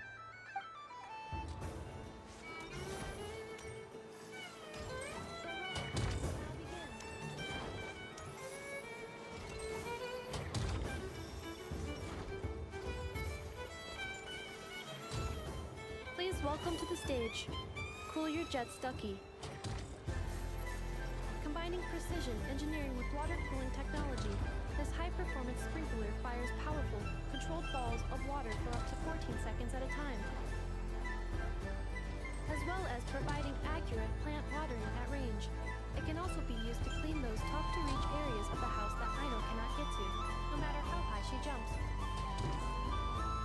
Show us what you can do, Cool Your Jets Ducky. Now that's what I call true power. What a demonstration.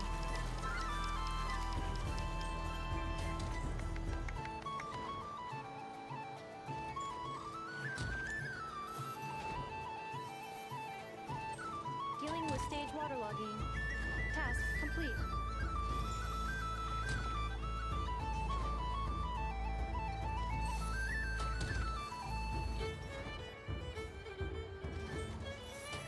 Ding dong. The next robot show will start in 5 minutes. We thank you for your patience.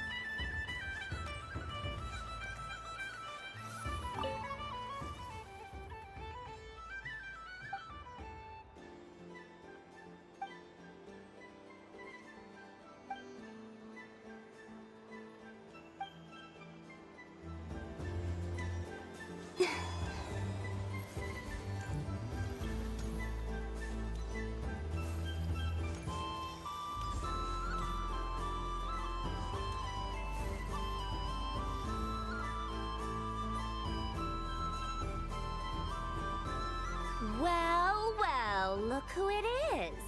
I heard someone went and disappeared on us the moment we let her out of our sight. They looked all over for you. Frankly, I didn't think you'd be back for Moon Prayer Night. Were you worried about me, Sandrone? You would like that, wouldn't you? Do you even hear what you're saying? It seems to me like you disguised yourself with festive headgear, just so that you could come see me on Moon Prayer Night and make sure I'm okay. You didn't even bring Polonia with you. You? Ugh, I thought you couldn't see! I cannot. But I sense the confusion of those around us rippling through the Kuvaki currents. Based on what I know about you, let me guess what you're wearing. Is it cat ears? Shut up! I'm only here to protect the Fatui's interest in this territory. Running into you was pure bad luck. Really? But you were the one who asked Arlecchino to help everyone find my name.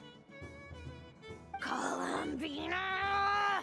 Ugh! Just one more word, and I'll unscrew your vocal cords. It's Columbina Hyposelenia now. Tell someone who cares. I've missed you, Sandrone. The whole time I was gone, I was thinking. I hope I get a chance to say some ugly words to you. Is that supposed to be a joke? Anyway, let's go play that game. What? You mean that frostfin whale? Yes.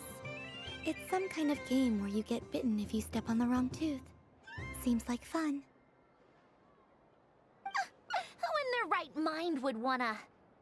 Because you're not a scaredy cat.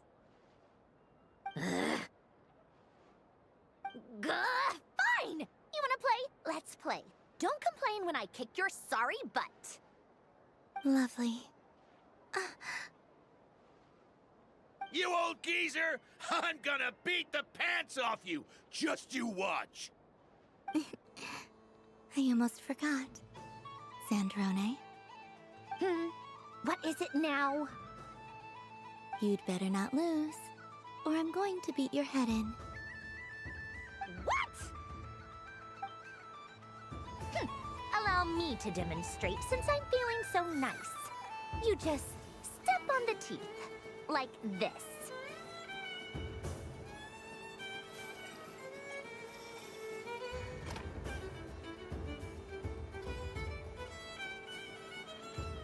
Which should I pick?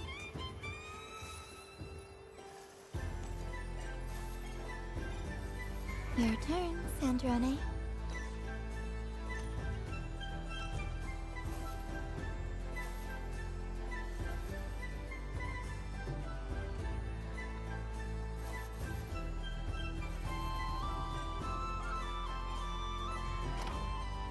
Don't come crying to me if you get bitten.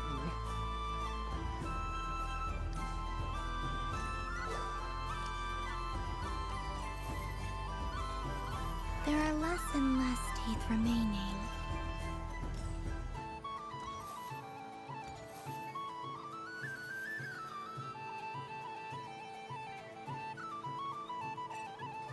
Huh? What's that noise?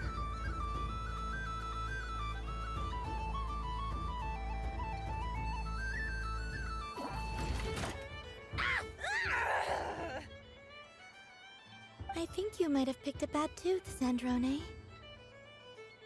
Shut it! Do you need any help? It seems like you're stuck. No! It's just a blasted toy! How is its grip this strong? Stop laughing! All right. Well, you lost. So just like I promised. Hey! What are you doing? Are you seriously? Hiya! Why, you... Oh, just you wait! Rematch! Are you all right, Sandrone? That was quite a strong bite. Are your clockwork parts? Quit your fussing! I don't need it! All right. I'll go first this time.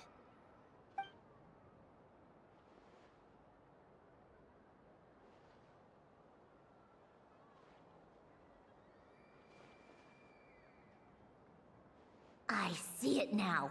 She can sense which teeth are rigged.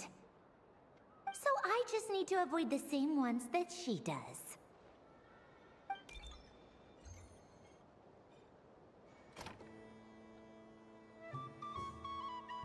This one... Seems fine. She avoided that one then? Now I've got you. All right, my turn.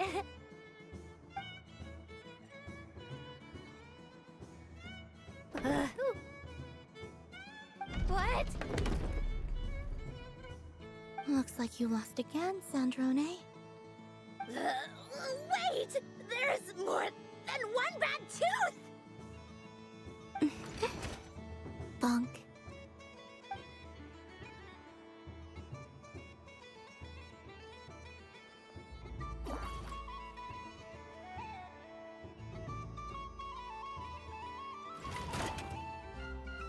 Stupid game! What idiot came up with this? Are you alright, Sandrone? You said some nasty things just now. Oh, I'm peachy. Should I let you bonk me on the head as well? Ah, forget it! Come on, bonk away.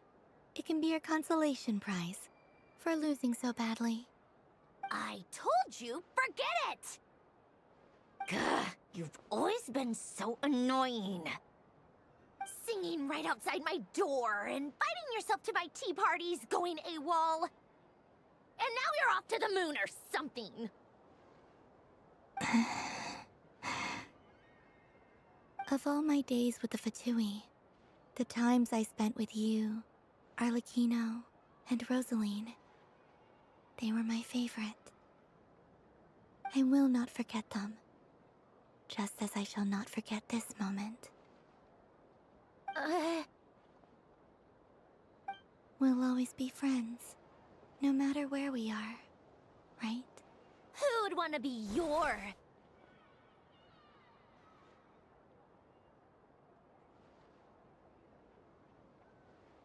I'll miss you, Sandrone.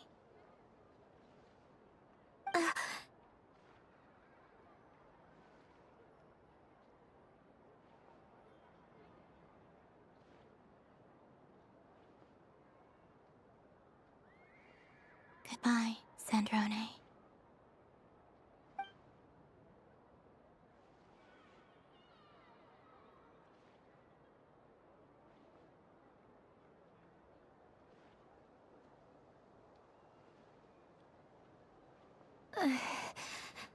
I'll miss you too, Columbina. Sorry, what was that? Ah! Ah! Yeesh! No need to freak out. What's wrong? We've been looking everywhere for you. What do you want? Oh, nice ears.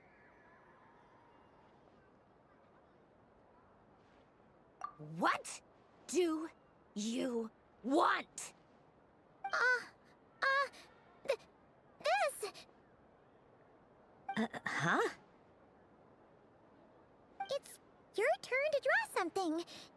You're one of her friends too, aren't you?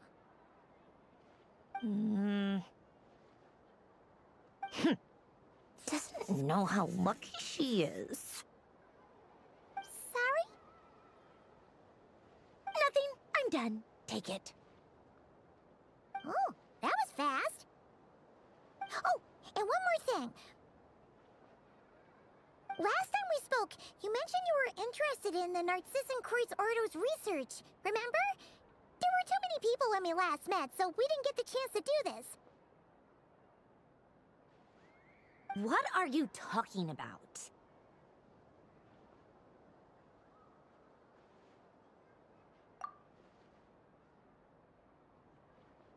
This is...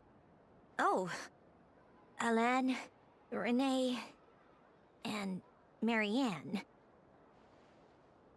Huh. The Holy Blade. A savior's plaything. It It's not about whether I approve or not. These people, they would sacrifice themselves for the sake of the world. Especially Alain Guillotin and Renee. That is something I would never choose to do.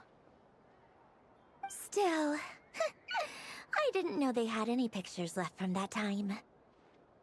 If I'd have thought to bring a camera, I'd have... What? Yeah, of you being bitten by the frostfin whale and Columbina bonking you on the head. Tear it up! Now!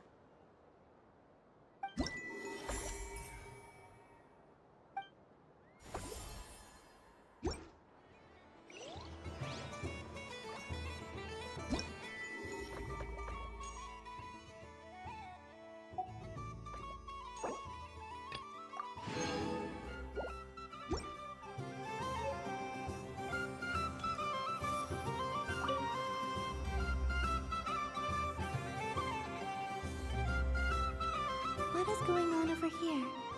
It looks like fun. Hold it right there! You can't run away from me, Moon Goddess. Hmm? Are you talking to me? Of course. Do you see anyone else here dressed up as the Moon Goddess besides me and you? Hey, come on. Call me by my title.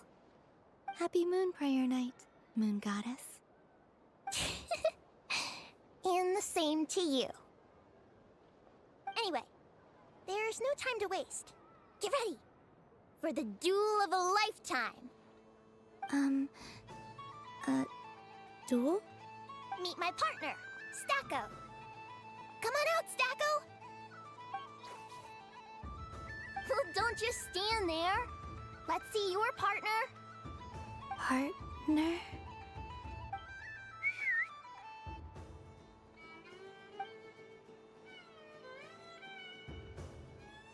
Hmm?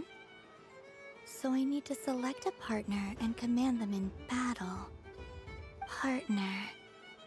I need a partner.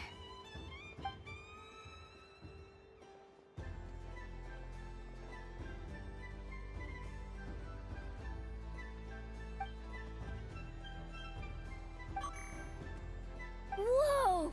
Am I seeing things? Where'd you get a Kuhenki? They're super rare. That's great, but you can only bring one partner to battle against me and Stacko. No ganging up allowed. They all look so eager to be picked. Which one should I choose? This one usually lives in Nasha Town. She likes falling asleep to the sound of striking hammers. And I bet she's quite familiar with robots' weak spots.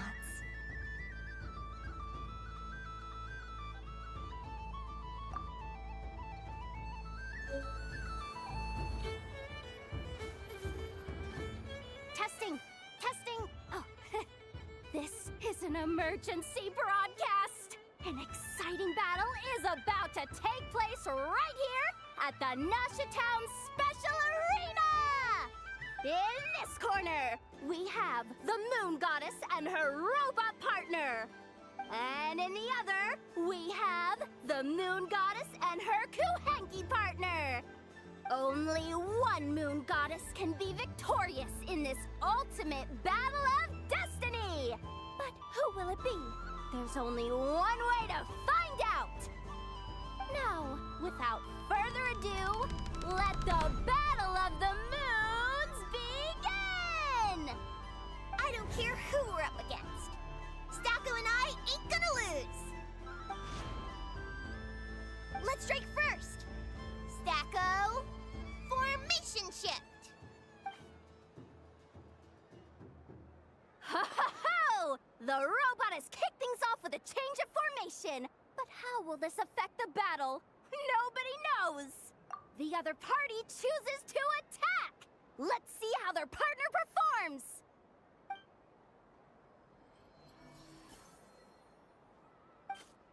Stacko! The attack lands! And if those sizzling sounds are anything to go by, it was very effective. Okay then. Stacko, Maintain formation and enter your empowered state. Empowered state! There we go! Now we're talking! Absorbing the immense Kuvaki present on Moon Prayer Night, this lean, mean machine has greatly increased its offensive power! Here it comes! A Lockaberry! Oh, what could the Moon Goddess be planning now? Frankly, I don't have a clue, so your guess is as good as mine. The battle is heating up fast! I'm about to start sweating machine oil over here! Go for it, Stacko! Set Kuvaki to maximum! Can their opponents withstand this blow? And what will this Moon Goddess do? Don't be afraid. Fight however you wish. It's a Moon Lane! A deft use of a Moon Lane allows the Kuhenki to dodge the blow, and now it's spiraling around its foe in circles! 1 loop, 2 loops! The robot's screen is bugging out! It's getting dizzy! Stacko! Oh, Stacko is down for the count! Our winner is the Moon Goddess! The slightly taller one, I mean. You did your best, Stacko. I'll take you to Inos for a checkup right away, don't you worry. Well, you beat me fair and square, I guess. Honestly, I underestimated you. Won't make that mistake again. I think my partner deserves most of the credit. Just you wait. When I'm a little bit older, I'm gonna come back a whole lot stronger. Be ready for a rematch. I'm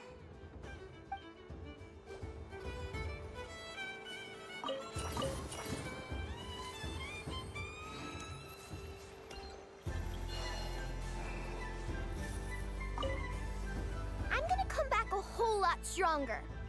Be ready for a rematch.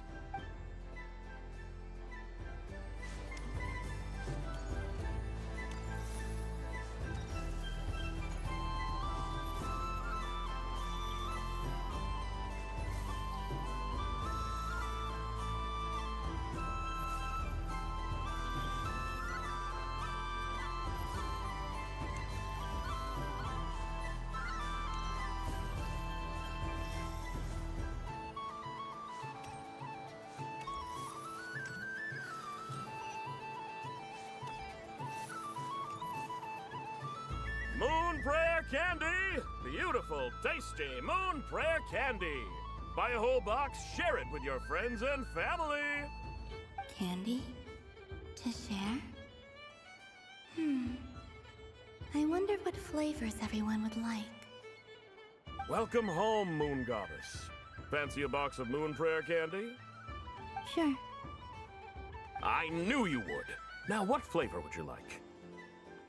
I'm not sure. What flavors do you have? Is this for yourself or as a gift? A gift for my friends.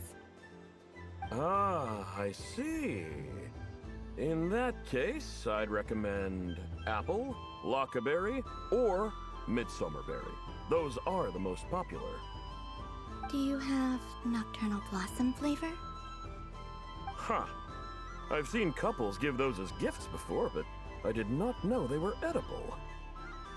No? Okay then. Moonfall silver? You did say this was for friends, right? Maybe Smetana then. Hey, now that's a creative idea! I've never tried it before, but if you're happy to wait, I can see about whipping up a batch on the spot.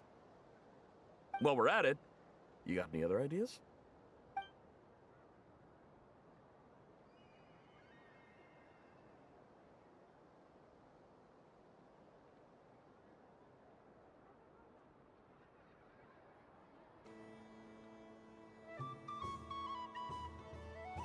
Here you go.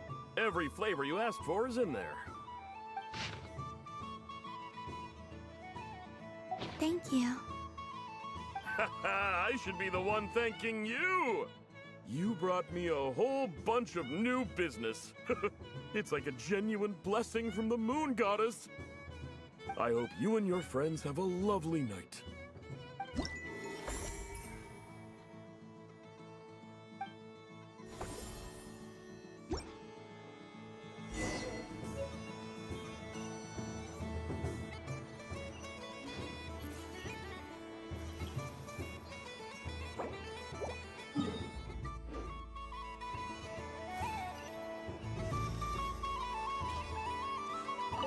What's there to see on that moon anyway? Let her go up there and cry alone. See if I care. You're giving me candy? That isn't like you. This had better not be some weird prank. Coffee flavor? I thought you hated coffee. It's extra strong too. Huh. You didn't do all this just for me, did you? Hey! Don't take it away! I never said I didn't want it. I mean, you can't unmake the candy now.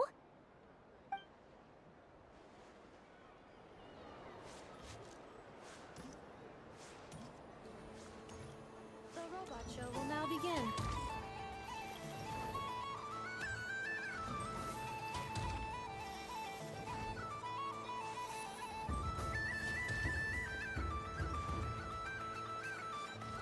Next up, we have Knuckle Duckle. This armed domestic robot utilizes multi-sensor fusion technology to provide 24-hour security and environmental parameter monitoring. Duster mode redefines the meaning of dusting, providing our companions with a holistic, thorough, and effective cleaning service for the long term. Take it away, Knuckle Duckle.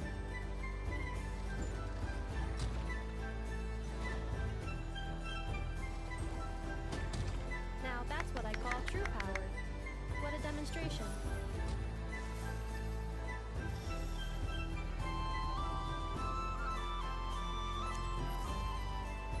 Very stage of Fugazi stamping data. Task complete.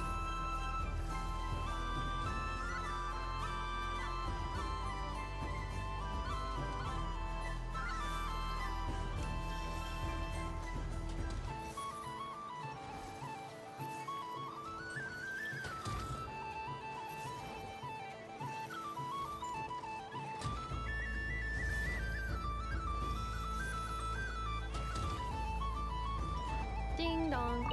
Ino is throwing a tantrum again. Scanning candy composition and ingredient ratios. Selection confirmed. I would like the krumkake flavor.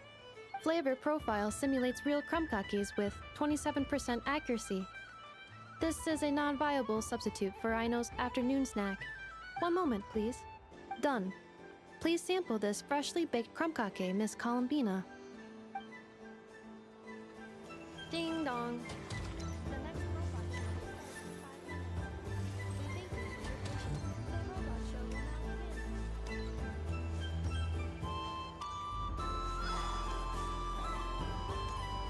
begin.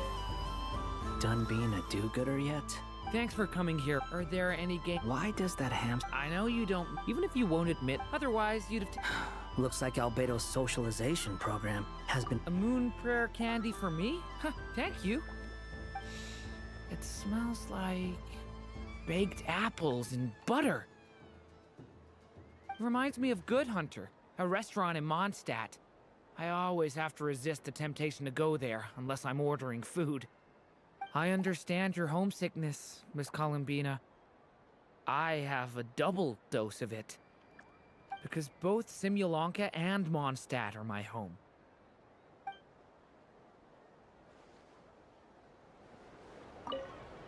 Done being a do... Thanks for coming. Are there any... Why does that... I know you don't, even if you won't, otherwise you...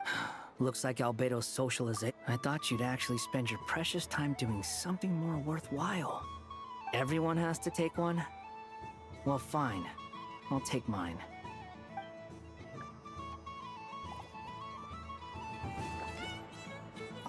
If all the prizes are gone, so the next... And remember, run out of the...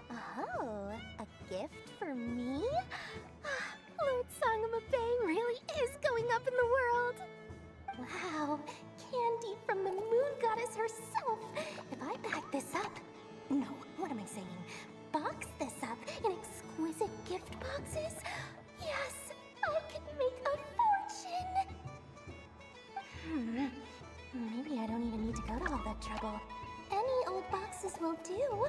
I just need to tell my customers that this candy is blessed by the moon goddess. Yeah, that ought to do it. Sounds like a plan. Time to have Irma earn his keep when I get back.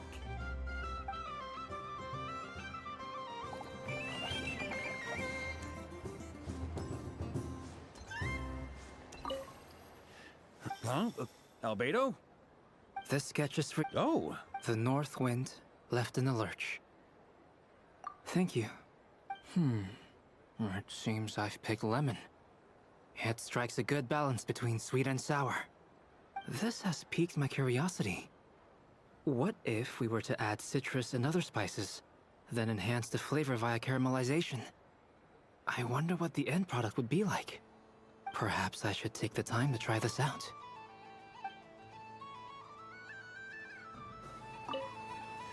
Huh? Albedo? This sketch is... Oh! The North Wind left in the lurch. Ooh, I get one too? Nice, thanks! What is that? Oh, it's so familiar. Don't tell me. Oh, I got it! It's like the candy jar dropped into a vat of today's boon. Seems I'm a proud recipient of today's Feast of the Moon, huh?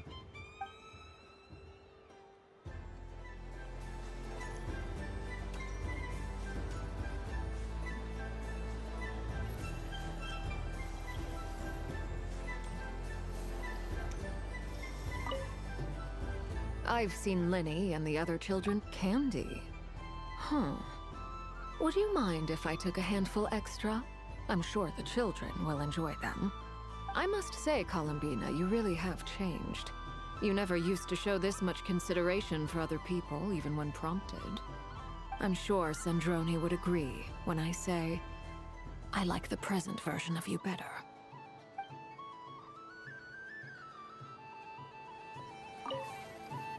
I've seen...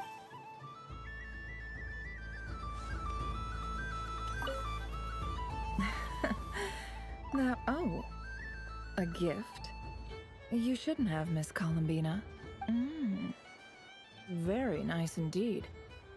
Candy is one of many luxuries that the desert folk could never afford. How I yearned for candy when I could not have it. Yet, now that it is readily available to me, I never seem to crave it. May your moon prayer night be one free from regrets.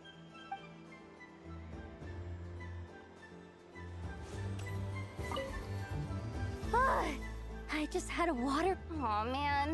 This feels kinda wrong. Like, shouldn't we be the ones giving you candy rather than the other way around? I guess I'll just take one. What flavor is that? It tastes like getting a mouthful of muddy grass. After being rear-ended by a blunt-horn rhino, then face planting the ground. I'll never get this taste out of my mouth. It's delicious.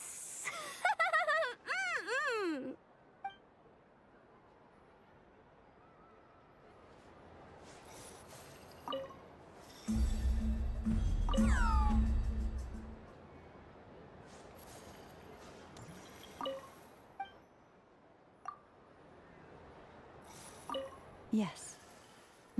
Why, thank you. Don't mind if I do. Oh, my. It's so sweet. I'm so accustomed to plain, simple meals that this sweet treat is quite a shock to the senses. But I savor this moment in its entirety because it tastes like true friendship.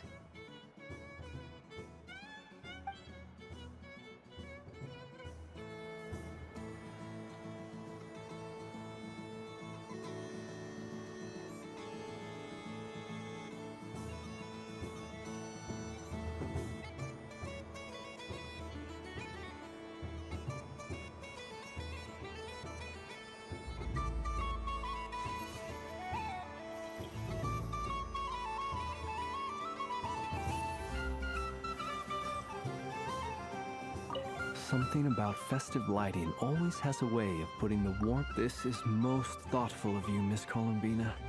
Kindness exudes from your heart like benevolent moonlight. Forgive me, but I shall have to enjoy this gift a little later. I hope that the flavor I chose is not the only one of its kind.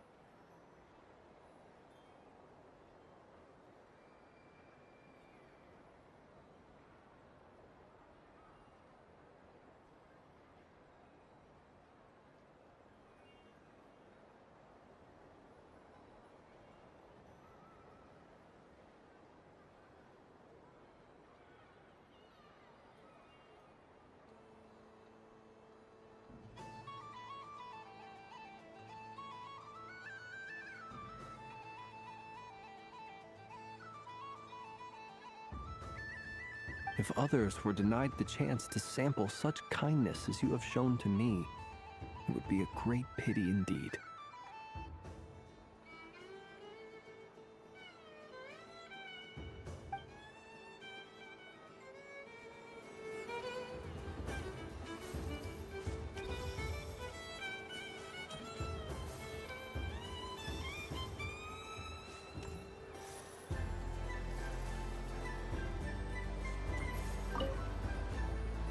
Traveler. Hey there, Columbina!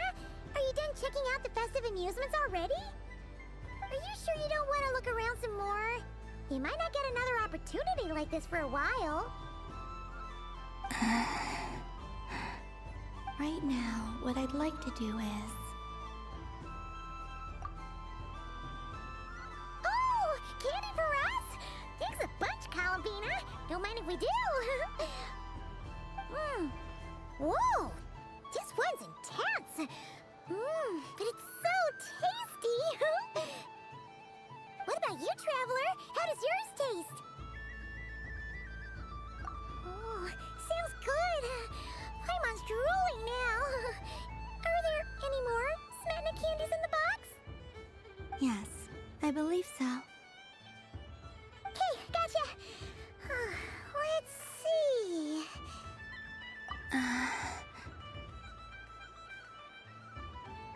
Sure! This one, and... Yep, this one looks right too. Okay, that's 3. Here we go. 1 per person. It's so sweet.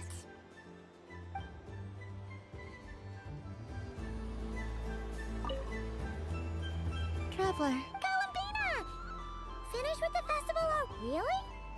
You're sure you don't want to have a little more fun out there? Yes, I am sure.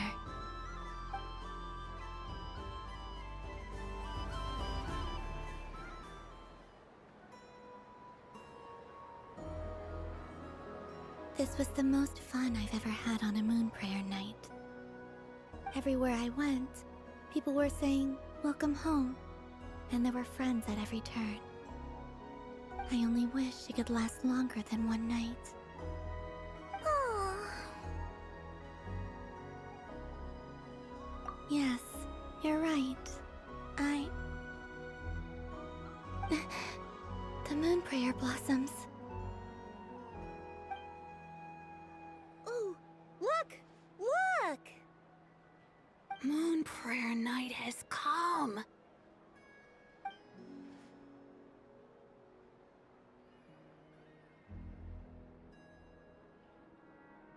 The moon.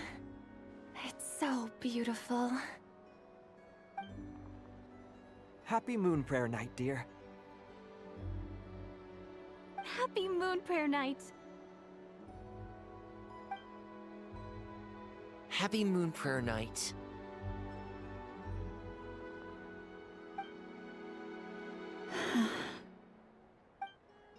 Aww.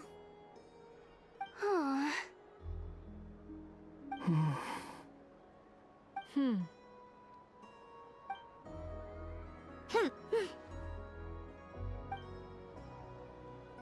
Time flies when you're having fun.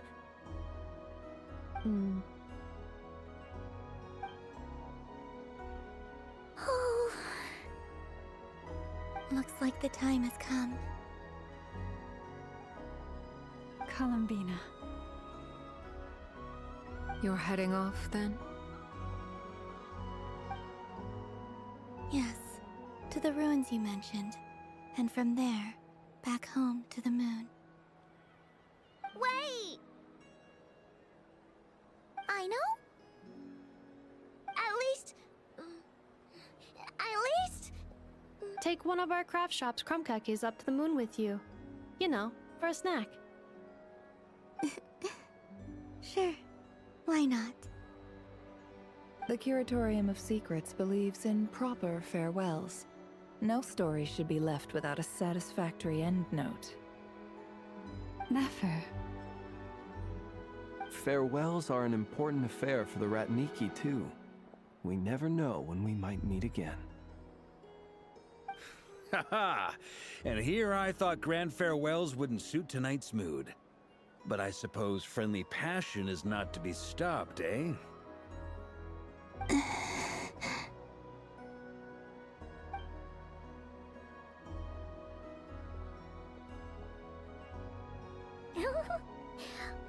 made a little something for you, Columbina. Ta-da! What is it? A Moon Prayer Night greeting card with drawings by all of your friends.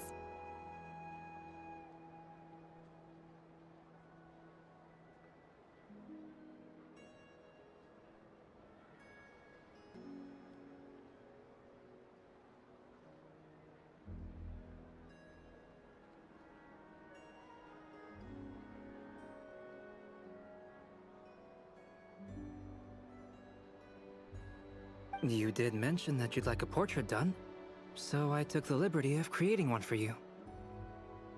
I, meanwhile, did the portrait of Mr. Albedo, and Mr. Varka did the same for me.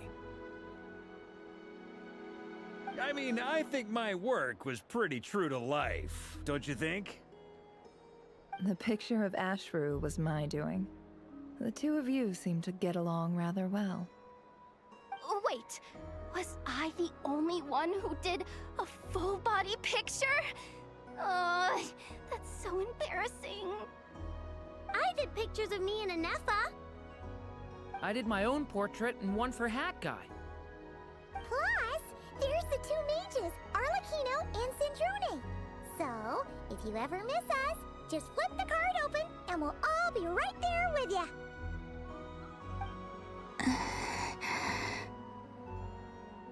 I don't know what to say.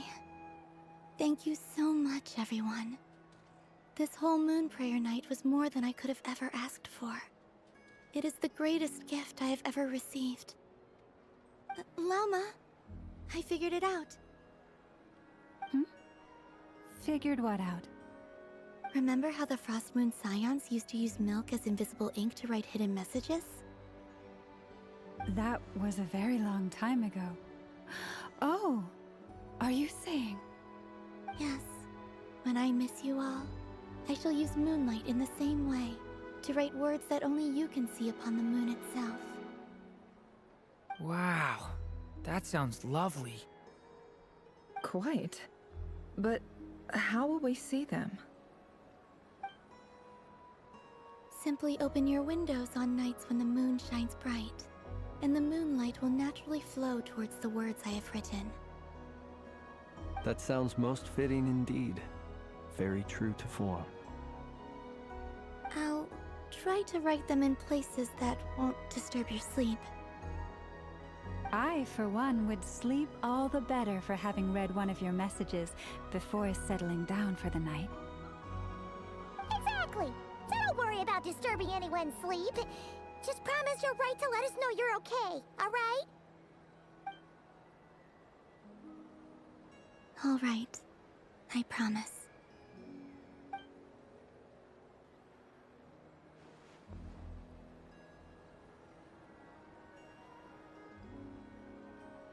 In that case, Columbina. I'm ready. Very well. Let's go.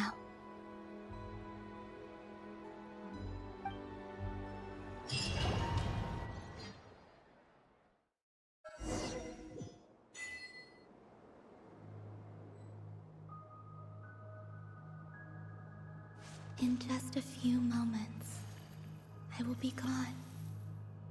I still don't know what to expect on the moon. Will I really be able to send messages to my friends? The Kuhenki, the animals of Not Cry. I'll never get to see them again. I wonder where I'll be when the next moon prayer night comes.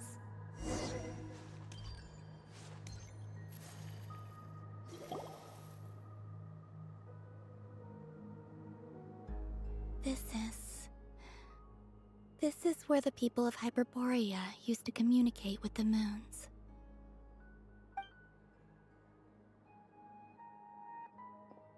Eternal moon, frost moon, iridescent moon.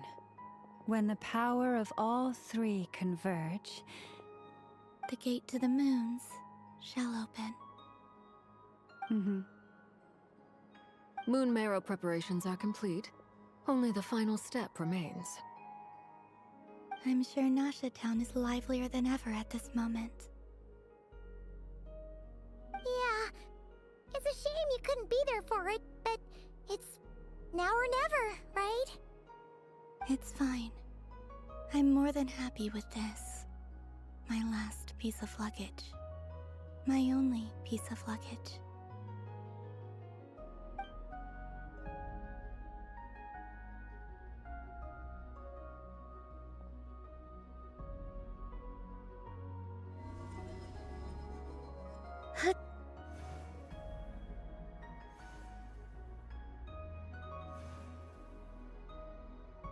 I can already feel the moon calling to me.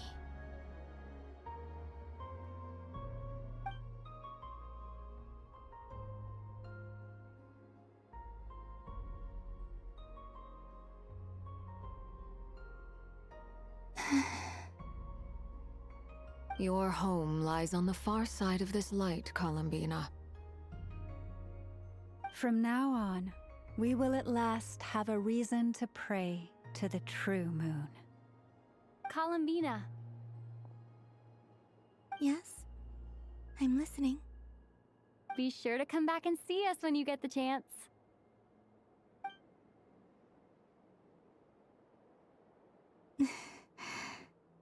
Of course.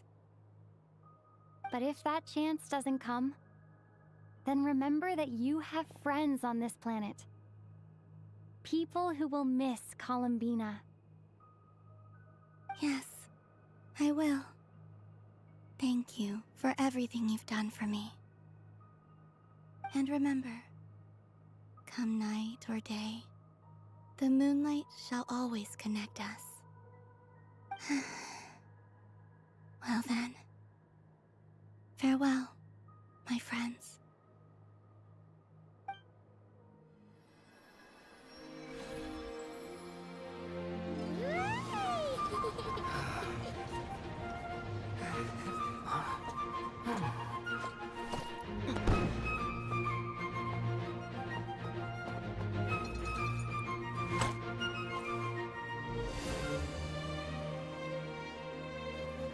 Thank you. This was my happiest night in Tevat. Farewell, Columbina.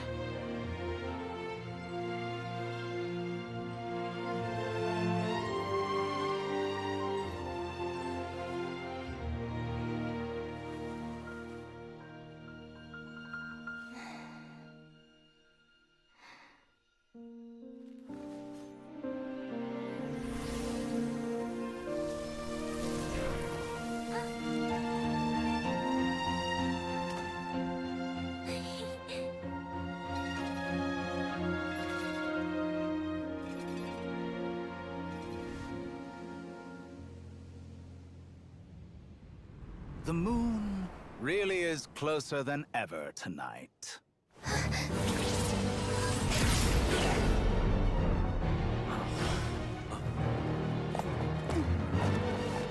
Columbina. All three moons in one place. Time for one final experiment. Reason, life, death, time, and space.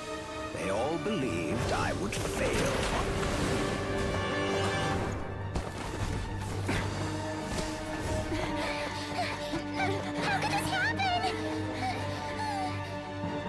Vat's primordial power never did belong to the throne of heaven. And now, they are mine.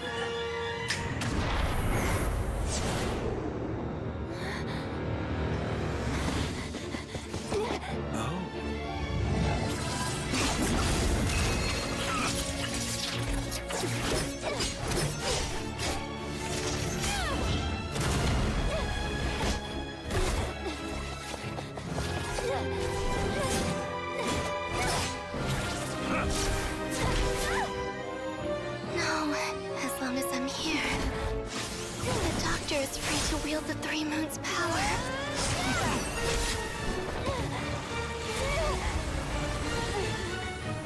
It's the only way.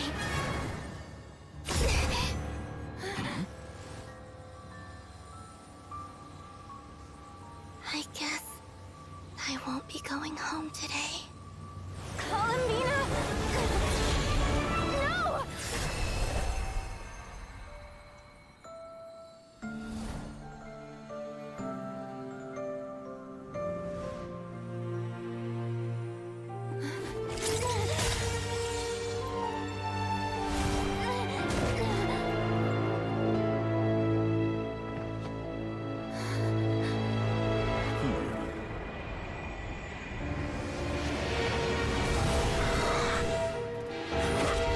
Stubborn world, do not try to control me!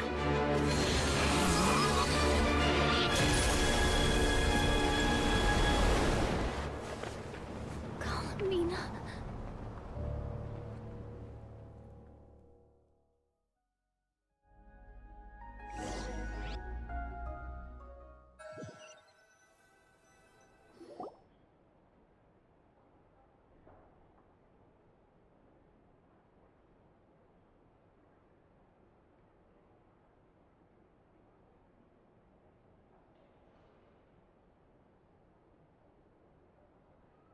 Are you all right?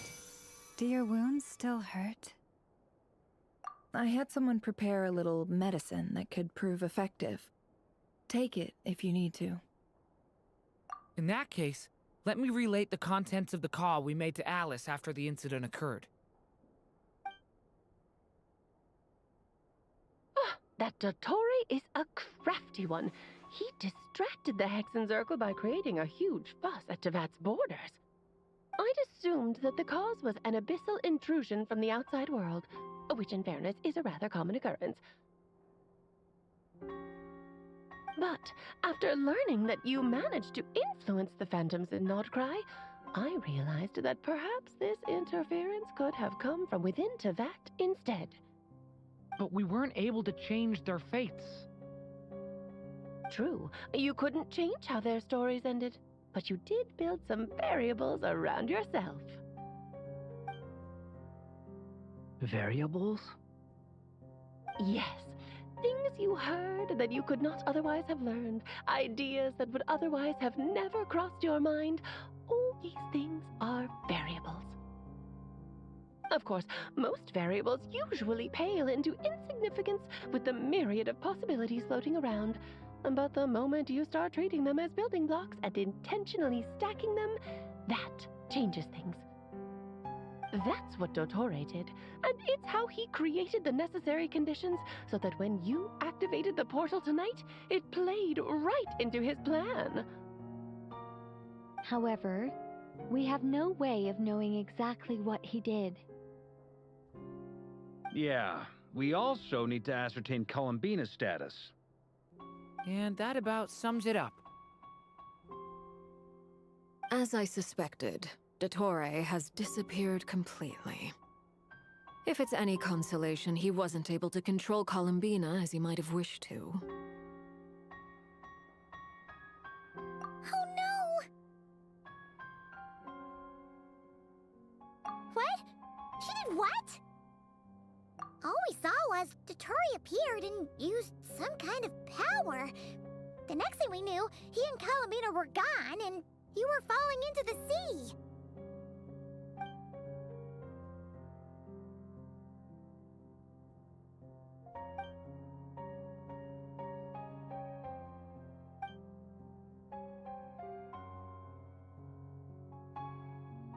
So, Columbina intentionally opened the Moon Gate and escaped into the same mysterious world as Rerir and Thalindis.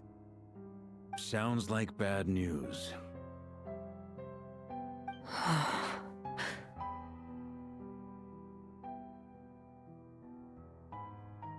Seen in that way, the Trilunar Syzygy and Rerir's emergence, DOTTORE might have been pulling the strings in both cases. According to Miss Alice, he is attempting to transcend his destiny and finish an experiment that only a god might complete. An utter lunatic. Wait a sec. Where's Hat Guy? Seems like he'd want to be here for this. He took off with the Dodo communication device after we spoke to Alice. He said he had a hunch that he wanted to investigate by himself. The look on his face was terrifying. I've never seen him like that before.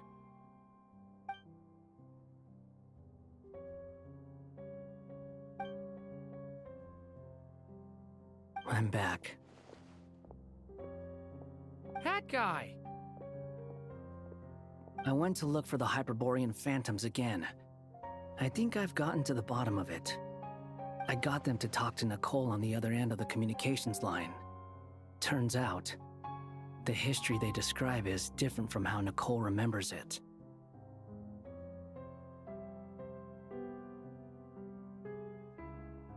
Really?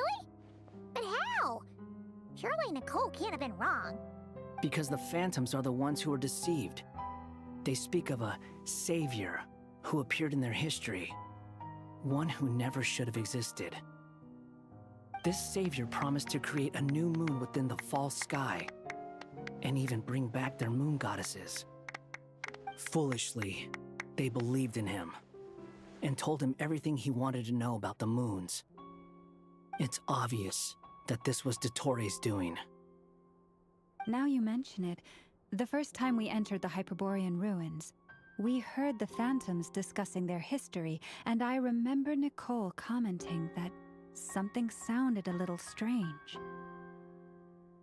But DOTTORE shouldn't have been able to get in there in the first place.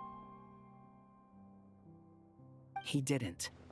Nicole said that this was an anomalous state triggered by disruptions in the causal connections between phantoms from the same era.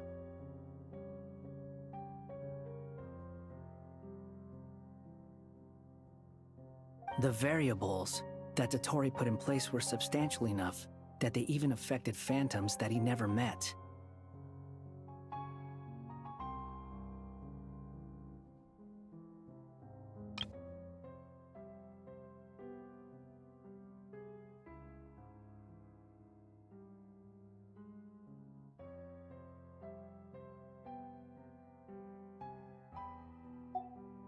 So it's not that their memories were unclear. They'd been tampered with. That's exactly the possibility DOTTORE was trying to manufacture. He turned these variables into knowledge and engineered the situation so all that knowledge would fall into his hands.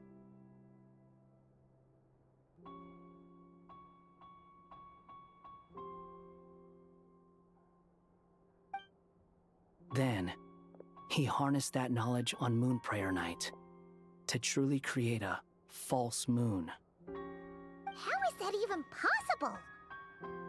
To be precise, he exploited a weakness in the way the spell works.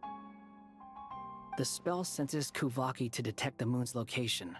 So, as long as the false moon more strongly resembled a moon than the frost moon beyond the skies, the gate would teleport Columbina to the false moon's location. In other words, to DOTTORE's side. Once he had her under control, the teleportation spell remained active, and he manipulated her power to seize both moon marrows.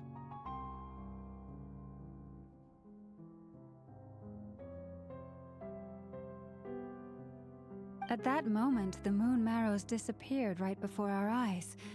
It was already too late, even as we were leaving the ruins. By then, DOTTORE had already amassed the power of all 3 moons. So, where does that leave us? What do we do now? I'd certainly like to know what Her Majesty thinks, now that the concerns I expressed to her have come to pass. But we cannot simply sit and wait for her to decide the matter. And in any case, it is not the Fatui Harbinger Damselette who sees us as her friends, but rather Columbina Hyposelenia. If, even in such extreme circumstances, Her Majesty will not lift the prohibition on Harbingers drawing steel against one another,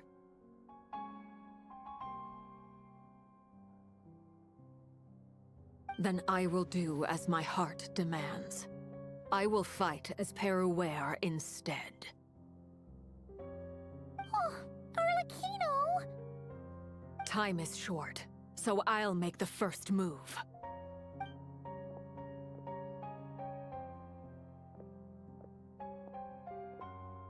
Whew. Even Arlecchino seems to be losing her cool now.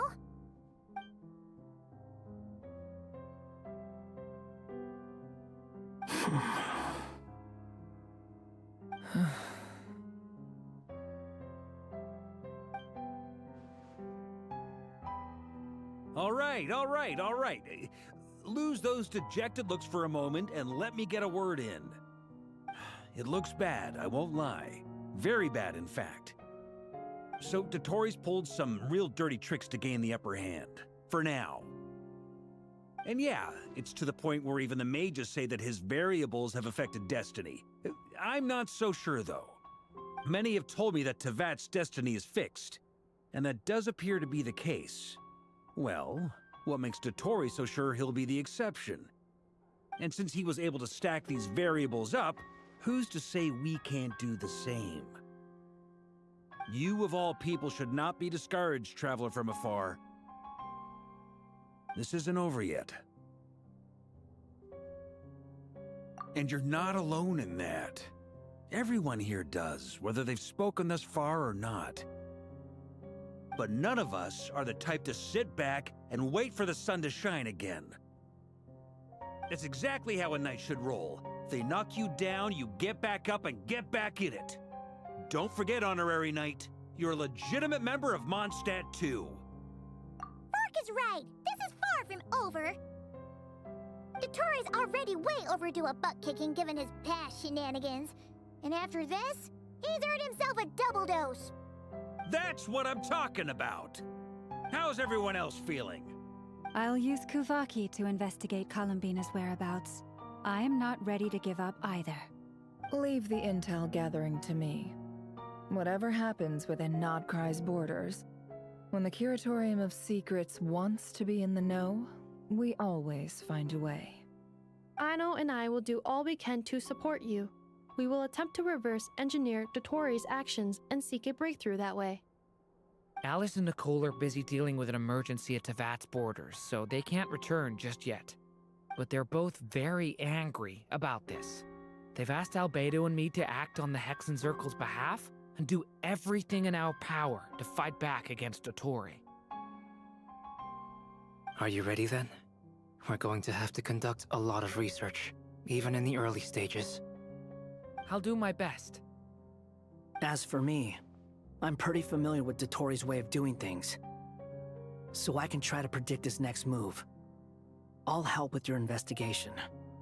Nice! Looks like we have our basic division of labor. I'll get in touch with Flints and Itlua, get them to have a chat with their Starshiner. It couldn't hurt to bring the Lightkeepers on board as well. At the same time, I'll pass on instructions to the Knights present in Nodcry to assist the Lightkeepers and other organizations in ensuring the safety of those living here. Yeah! We'll show him! That's it then. Good luck, everyone.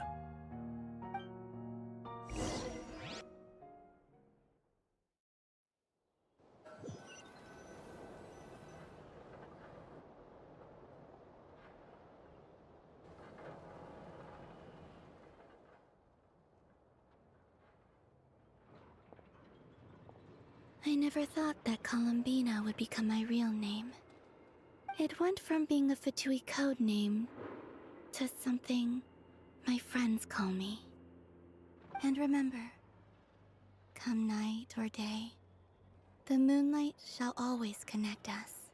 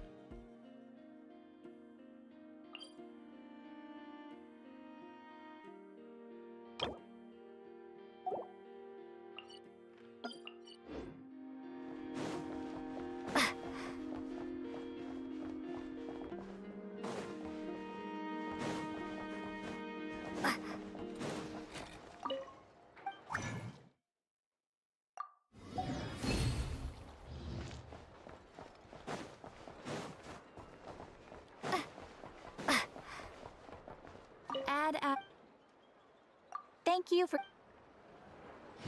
Add